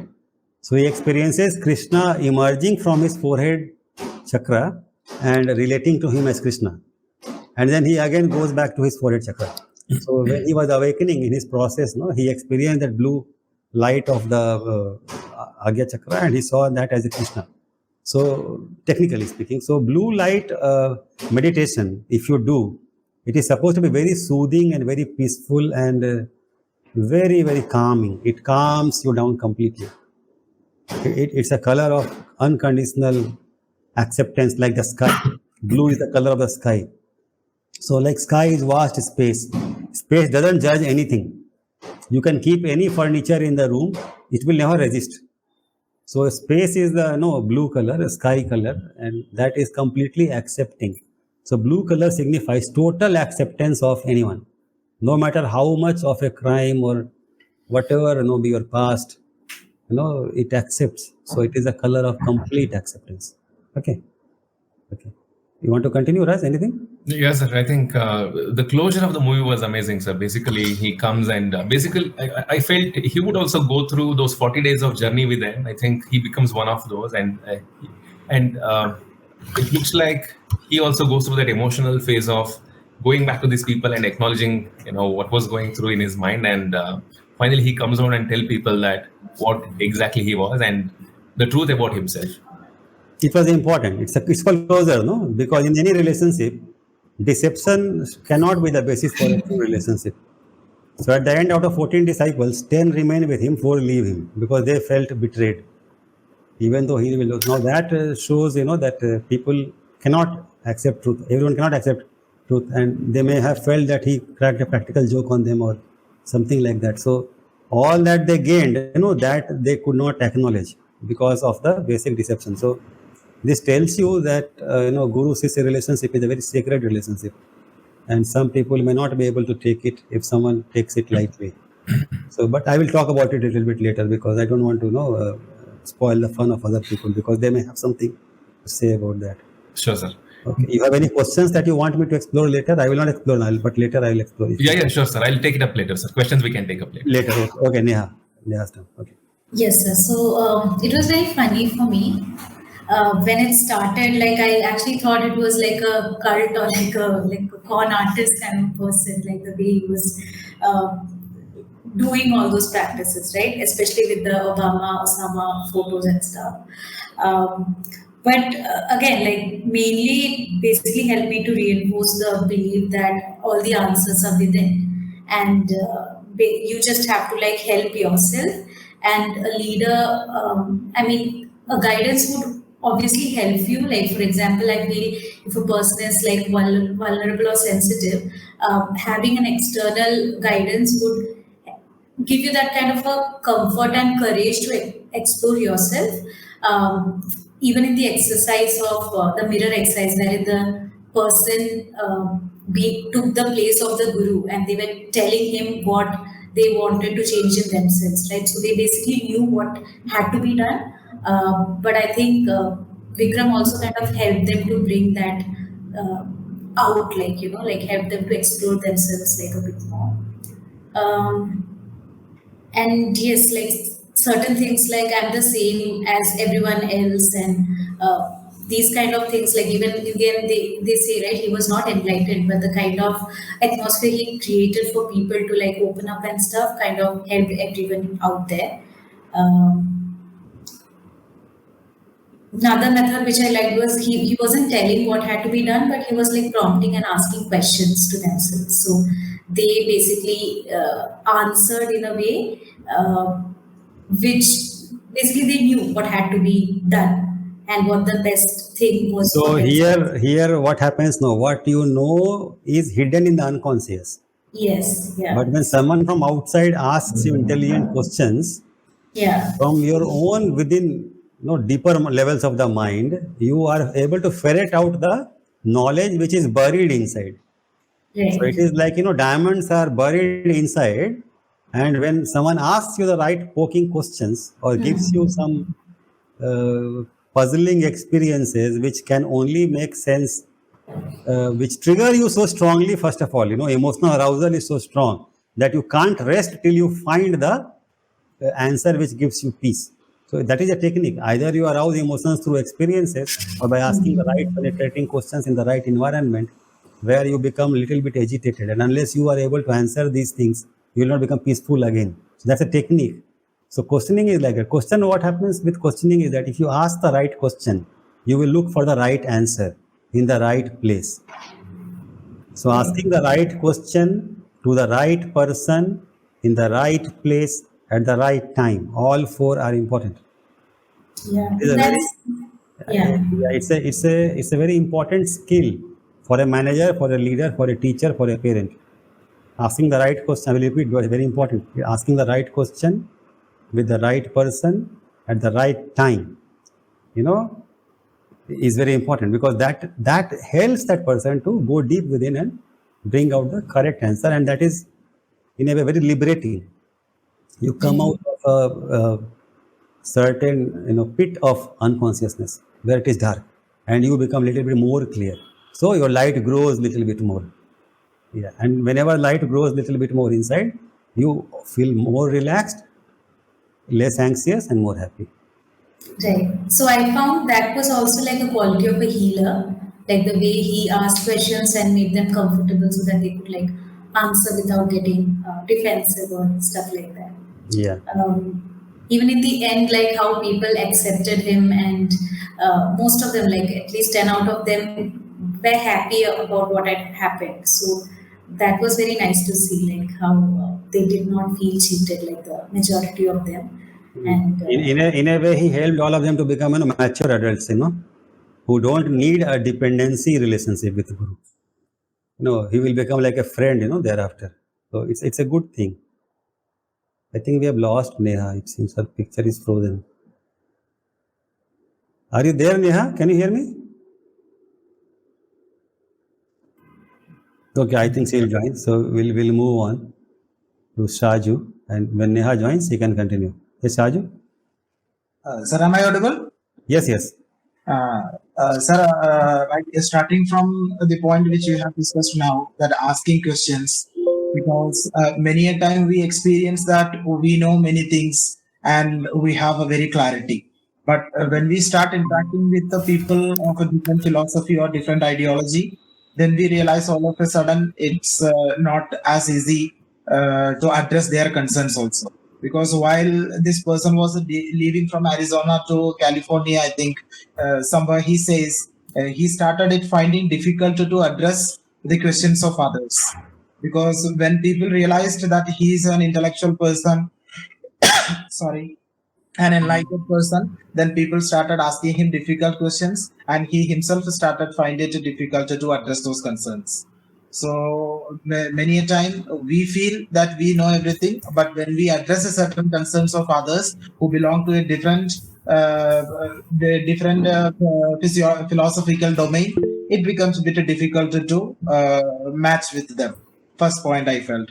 And another point at the very outset itself, there is a mention spirituality is perfectly okay, but what is wrong with is spiritual leaders. Spiritual leaders may not be exactly in line with the spirituality, otherwise the concept of spirituality is perfect. And another point, so what I realized is in our one of the class we have discussed, in that short video you made a mention somewhere, sir, that at the depth level, any aspect which we are covering, but at the depth level, spirituality is the underlying fact. So here also, when people started chanting mantras which were not even mantras for them, so even this person has also admitted that I was not knowing what I am pronouncing, but people started it considering as spiritual codes, and they started understanding God or spirituality, experience God or spirituality through these lines, and all of a sudden they started experience it in reality. And there is one Hindi saying, "Nazar mane to Bhagwan hai, na mane to patthar hai." So that I felt here, because without even having any authenticity of this spiritual codes which this person was saying, still those people could experience spirituality. So I think without even any purpose, without any spiritual authenticity, people started take it as in a very spiritual way, and they got result also. So I am on the whole, I am reminded of the first statement which was written in the at the very outset of the movie, that faith starts with an experiment and it ends an experience. So he started it just as an experiment, then he started experience, even if more than him, others started experiencing the gravity of spirituality through the way which this person was giving to them. That is my understanding, sir.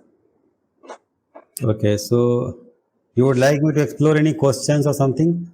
I will ask my son whether he wants to share. Rohan, you want to share your thoughts on this? Rohan, are you there? He also was watching, my son. Yeah, I'm here. You can switch on your video and talk. Can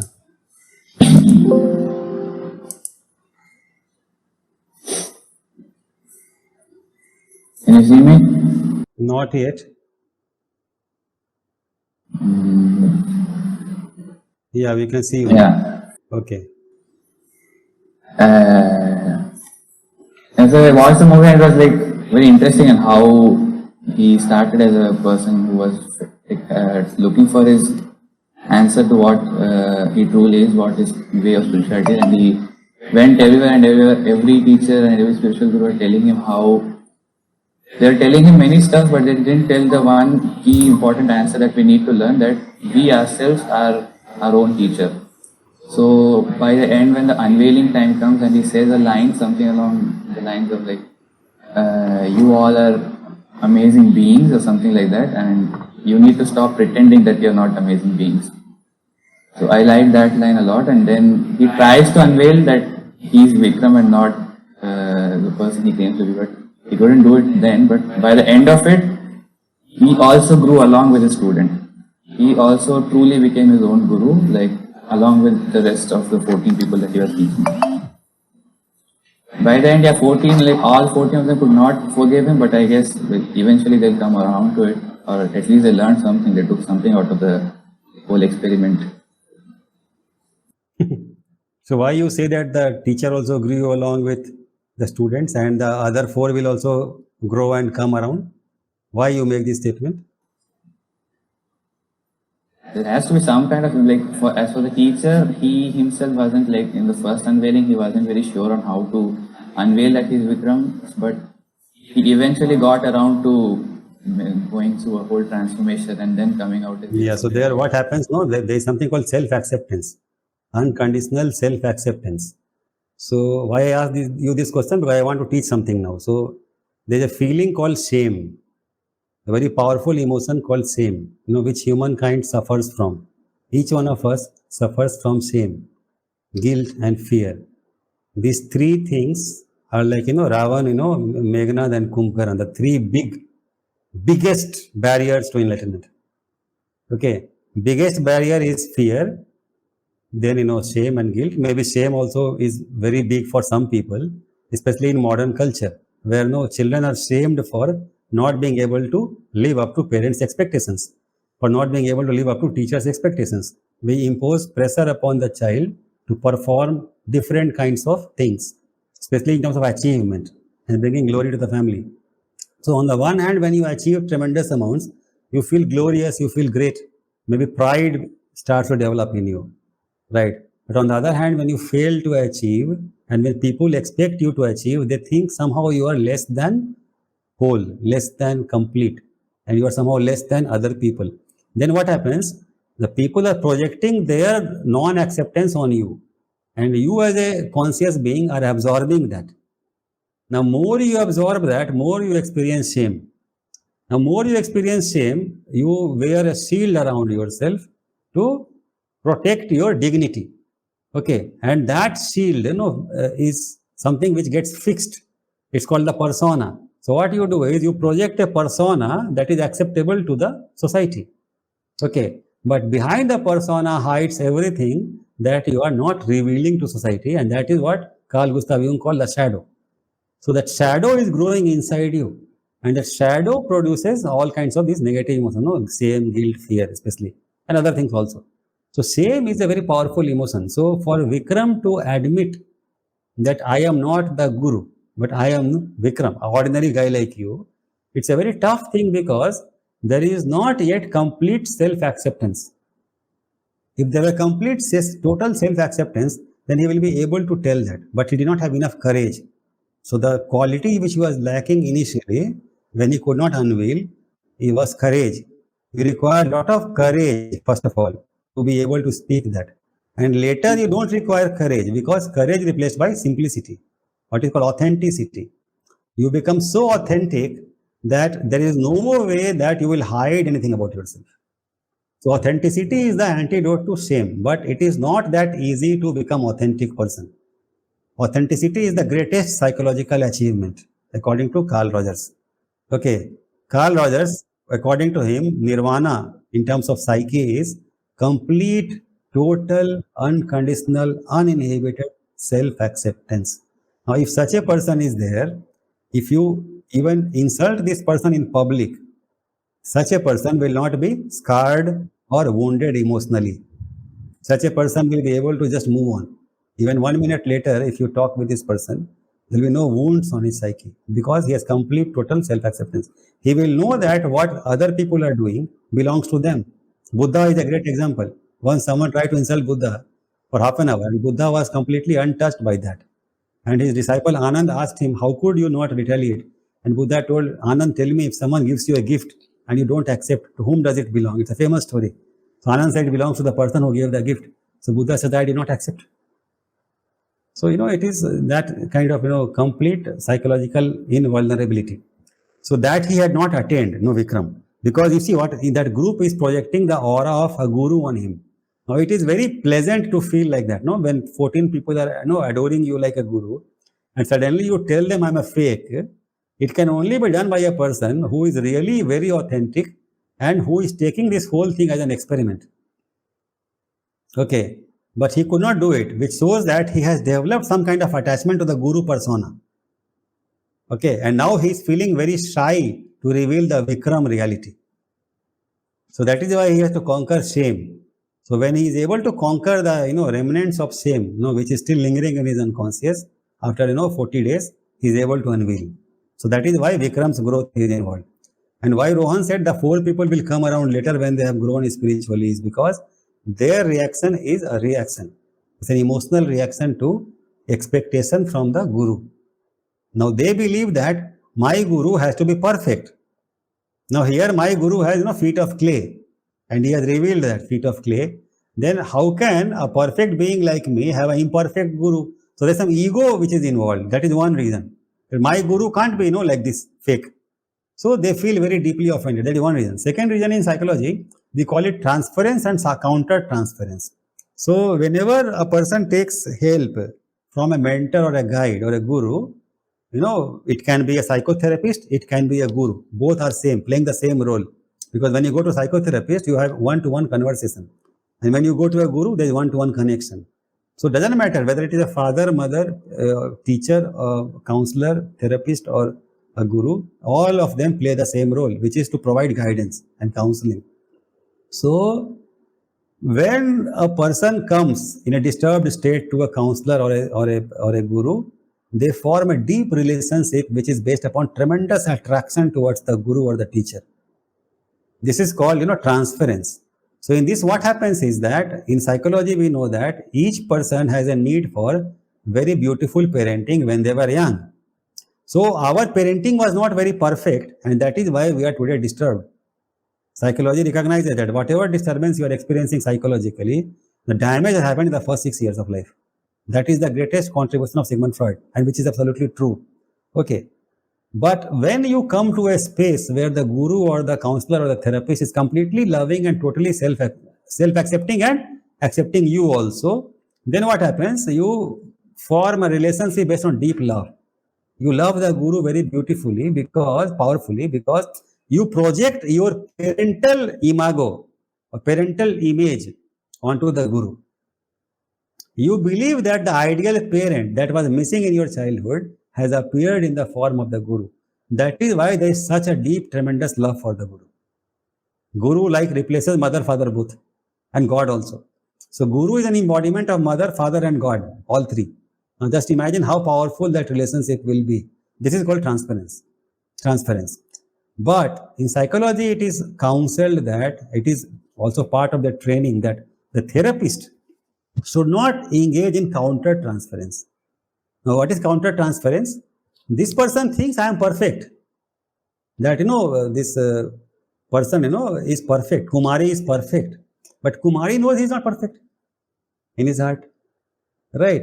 But if they are projecting that perfection on him, and he starts to bask in that glow, and starts to believe in that image which they are projecting on him, and starts to act like that, feel like that, behave like that with this person, that is called counter-transference, and that is a mistake. That is going to hurt or harm the person who is being guided. Okay, so counter-transference is something which is very powerful, very natural. If someone is pouring their heart and soul onto you, how will you feel? Raj, how will you feel? Very good, no? Yeah, feel elevated, sir. Because somebody is coming and doing that to you. You are a god, no, to them. Yeah, so they're elevating me. You would feel like accepting that image. Yep. So in front of that person, you will not do anything which will betray you as a normal person. Correct. Not that elevated. What is they are imagining? So that is called counter-transference. So when you are stuck in counter-transference, again shame takes over. How can I show my weaker self, the hidden parts to the person? So that is what happened to Vikram. But later when he grew little bit more, as Rohan told, he was able to understand these dynamics and came through as Vikram which he is. But this is a more beautiful Vikram and more authentic Vikram. Now, if you want to ask something, I will pause and explore in that direction, or else I will keep speaking in my own way. No, sir. Please continue, sir. I'll reserve my questions. Raju, Neha, can you hear me, Neha, now? Yes, finally, sir. I can. Okay, thank you so much. Welcome. You want to ask me something, Neha, about the movie? Not right now, sir. I kind of missed what you were saying, so maybe. Okay, that you can watch this part. We have recorded that. Shaju? Yeah, sure. No, sir. Okay, so I'll continue.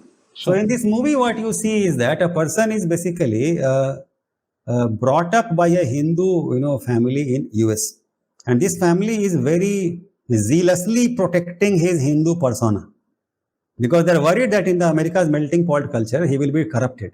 He will lose his roots, Indian roots.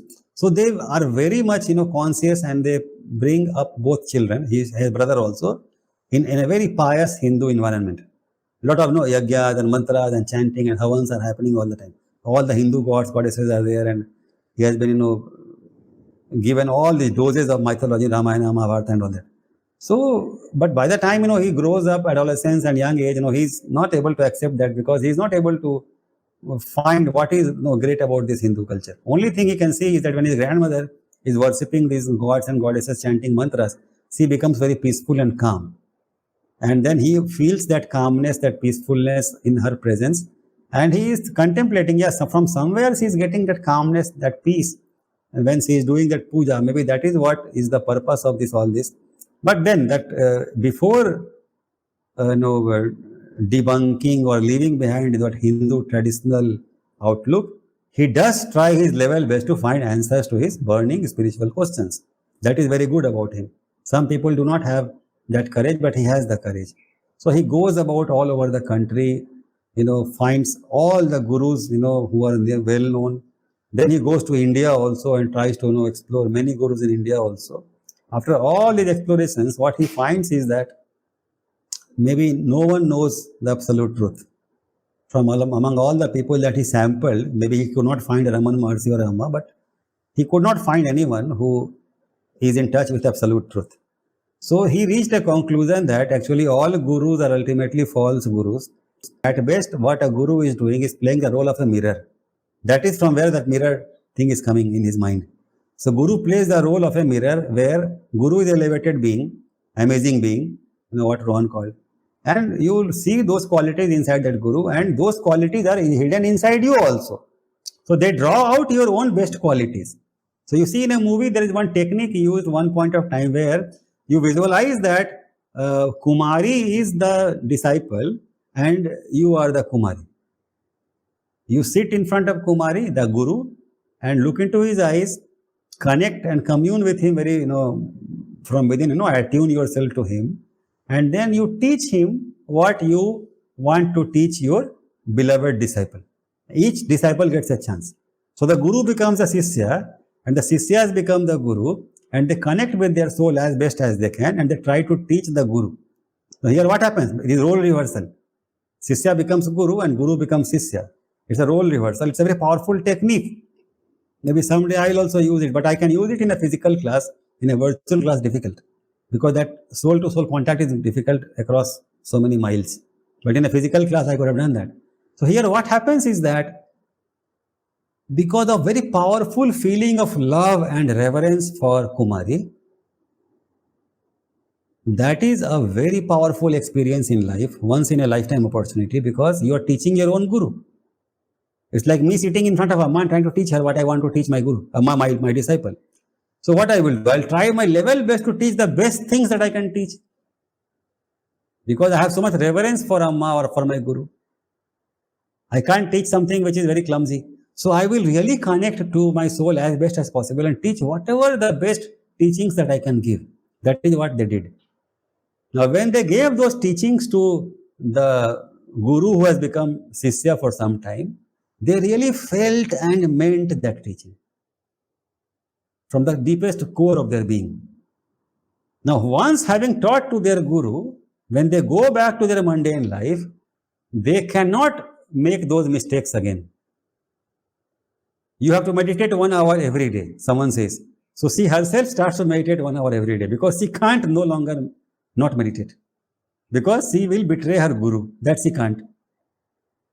You remember what I'm saying? You know what I'm saying? That when experience is stamped with tremendous emotion, that becomes a very powerful motivator for transformation.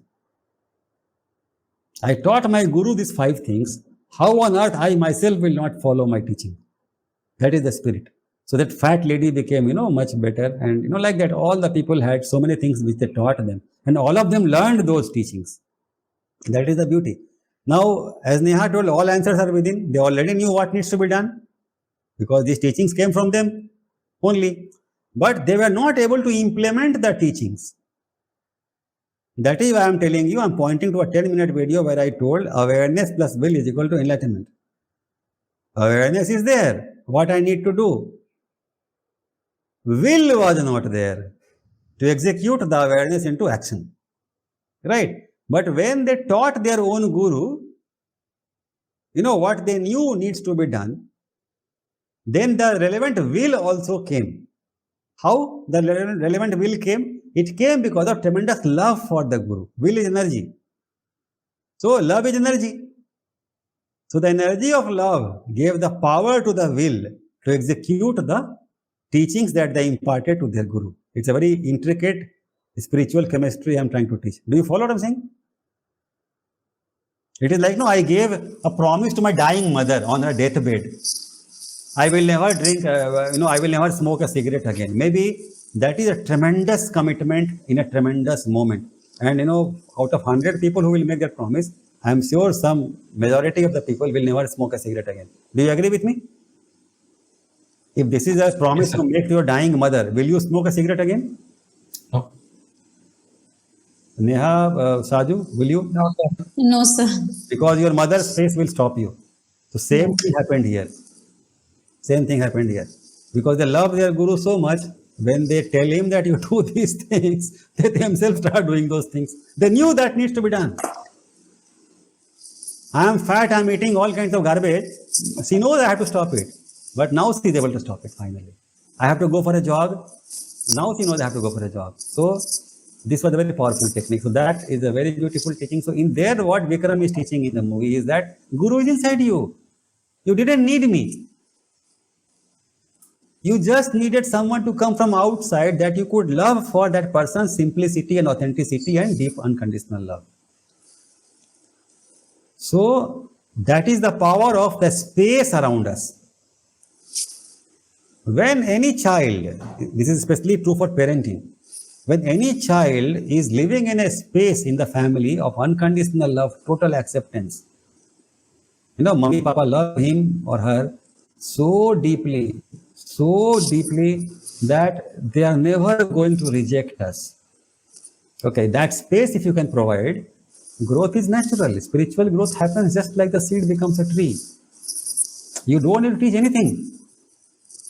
You just be that space around the child of unconditional love. What will happen? Because human beings are curious creatures. They like to experiment. They like to do new things. They will make mistakes and they will fall. But when you are totally accepting of them, they will admit their mistakes. And when they will admit their mistakes in public, they will not develop a very powerful shadow. Because there is no reason to hide. So the persona will not develop. The person will become very authentic, will grow up into a very authentic person. Carl Rogers calls it a very authentic person. He calls it a congruent personality. A congruent personality will develop. And that is a very beautiful achievement, highest achievement in terms of psychology. Okay. You can't become more than an authentic person. The authentic person is the greatest person. I mean, it's not that easy to become authentic, because authentic means you have become completely one with your true self from within. There is no shame, no guilt, no fear. Now, when I say no fear, I mean no psychological fear. Physical fear may be there, which is existential in nature.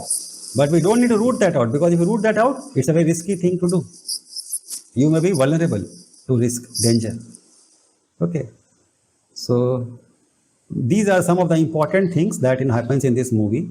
And so that is why he was able to achieve closure in the end by coming and revealing his true identity. Now these 10 people who accepted, they had grown sufficiently, that shows. And the other 4 people were very emotionally wounded in the childhood, that shows. And they were doing transference. This person becomes like their parent, so they could not accept it. So as Rohan told, they will need to grow a little bit more.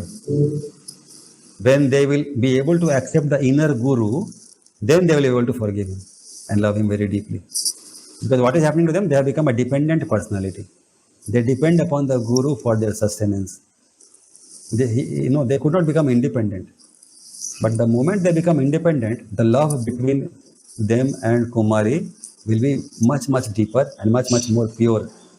And then Kumare as Jesus can send them to all parts of the globe to spread love and peace. Because they have become, when he comes back, he said, hello, gurus, he says. Vikram, first thing he says, hello, gurus. So what he's telling is, I was the guru, now you are the guru, all 14 of you. That's a beauty. My favorite scene is that one. Hello, gurus. Because, that is what I aspire, that all my students become, gurus in their own right, and all of us teach. More the better, more the merrier. Keep coming to these classes. That is very important because, I'm a very unpredictable person. I myself don't know what I will do next class. As you can see, I love to just keep experimenting with my art, whatever. Sometime I will come and let us sit silently and meditate. I can do that sometime. Don't run away that day. You have to trust, basically, that it's a process we are participating in and something good will happen. But believe me, a few years down the line, all of us will be much more enlightened than what we were when we started the journey. That is the guarantee. Okay. So I think we have spent a lot of time. It is 1:56. So these classes become very long, but it's okay, I feel, right? My son keeps telling, it's such a long video, Papa, who will watch? I said, don't worry about that. Let us send the vibes in the air, right? Who knows what will happen, right? You sprinkle good seeds, something good will happen. Who knows? And even if they don't happen, it's okay. We did our best, right? That's the spirit. Okay.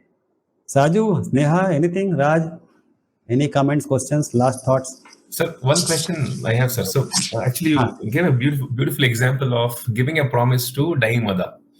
So that commitment part is one. And now I'll come to that part later. Sir, the second part is Vikram comes and tells people that you are the guru by yourself, but he plays a major role in their life as a medium. Because in your examples, I could easily say, comprehend that 90% or 95% of the people, when they were young, their childhood was not properly groomed. I think there was a need for such 95% of the population to have a medium, somebody like Vikram to come in as Kumare. But he discounts that fact. So what is your thinking process about the need of a medium in the society today, sir? Yeah, it's a very deep question, a very relevant question. So I feel that it is unfortunate that we can't, educate all the parents in the world at one go, because there are so many people, too many people, right? And personality, once it gets formed, it's very, very, deeply frozen kind of structure, psychic structure. So it is very difficult for someone from outside to point out mistakes and help you to correct. Because when you point out mistakes, which is the normal style, you are pointing out mistakes and punishing or rewarding. Now that actually is a very destructive process, because a person starts to embrace the persona more and more and alienate himself from the weaker side, shadow, more and more. Because shadow brings punishment, persona brings reward. So authenticity is a casualty, isn't it? But if you are not authentic, how on earth are you going to experience peace and happiness? Tell me. It is impossible. That is why you watch TV, you play video games, you do all kinds of nonsense. Man does not need entertainment. We are the happiness. We are Sat Chid Ananda. We are an ocean of happiness. We have lost it. What happens is that parenting is the place where this damage happens, because parents are a victim of society. They themselves have a shadow and a persona. So they pass on their persona to their child. And you have to clear IIT. You have to clear IIM. What is this nonsense? It's persona only, no? I wanted to have a persona of a IIT graduate, IIM graduate, PhD. So you have to also wear the same persona. So what you are giving as a legacy, not happiness, a huge weight of expectations. So naturally fear of failure will arise. Shame will be a natural feeling, no? There is so much shaming around sex, right? And genitals. So naturally, you will feel uncomfortable without clothes. Look at any baby. They have no shame because they are child of God. There is nothing wrong about them, nothing ugly about them. There is a role for evolved beings to spread this knowledge. That is why I am striving on a Sunday and doing this. So what I'm trying to say is that there is a way out of this dynamics through awareness. Awareness is the healing factor. Because when we become that persona, we feel we are this persona. If we were not feeling that we are the persona, how on earth we will feel shame? How on earth we will feel guilt? How on earth we will feel anger? We can't feel anger. No, these emotions will be alien to us, no? It may be difficult for you to comprehend or maybe appreciate this at this moment of time. Shame, guilt and anger are unnatural emotions. They don't belong to us. It is impossible to get angry for an authentic person. It may be possible to feel sad. Why? Because sadness is a natural feeling of compassion. That other being, my fellow being, is not able to understand my feeling. I am trying to help. My intention is pure. But someone cannot feel my intention. That makes you sad, not angry. But since you are an ocean of happiness, that sadness is not depressing. It is more experienced as a compassion. So you are sad, hence you bless. Some people are sad and hence they curse. But when an enlightened being is sad, he or she blesses and tries to help. So yes, there is a role for such people to teach and become that foster parent for our followers, students, teammates in the workplace, family members, friends, everyone. So that way, modern technology allows such people to spread love and happiness all over the globe, which I'm again trying. But having said that, transference and counter-transference, we have to watch over. People will project that. Oh, Rajiv sir is a godlike being. No, but Rajiv sir has to be very aware that this is a new persona. Rajiv sir, let him remain authentic, simple, good human being, and that is good enough. God is like that only, very simple. Otherwise, people who broke the temples, they would be having a very ruined life in future, no? But many of them became, immortal in history. So God is not like that. God is complete. Is there a God? Yes, there is a God. But God is not like that because God is very authentic, pure, divine light and doesn't compel anyone to worship or connect. It lives inside the heart and soul of everyone. That is why I have chosen the name Grow Your Light. That light is in you. Guru is in you. I am only trying to help you to grow your light. I am not saying, I have grown my light and hence I will help you to. No, it's not like that. It's simply a statement of fact. Grow your light. You can. And if you grow your light, the world will be better because there is more light in the world. Your families will be more happy because there is more light in the family. You told your brother will join Raj, so I am still, waiting for your brother, Karthik. He never joined, right? So if you like these classes, you can tell him, why don't you come and try once, okay? Okay? Sure, sir. Anything more? Saju, Sneha? No, sir. Saju? I think he is not here. Okay. So we'll end. Bye. Thank you, sir. Thank you. Thank you. Bye, sir. Okay. Thank you, sir.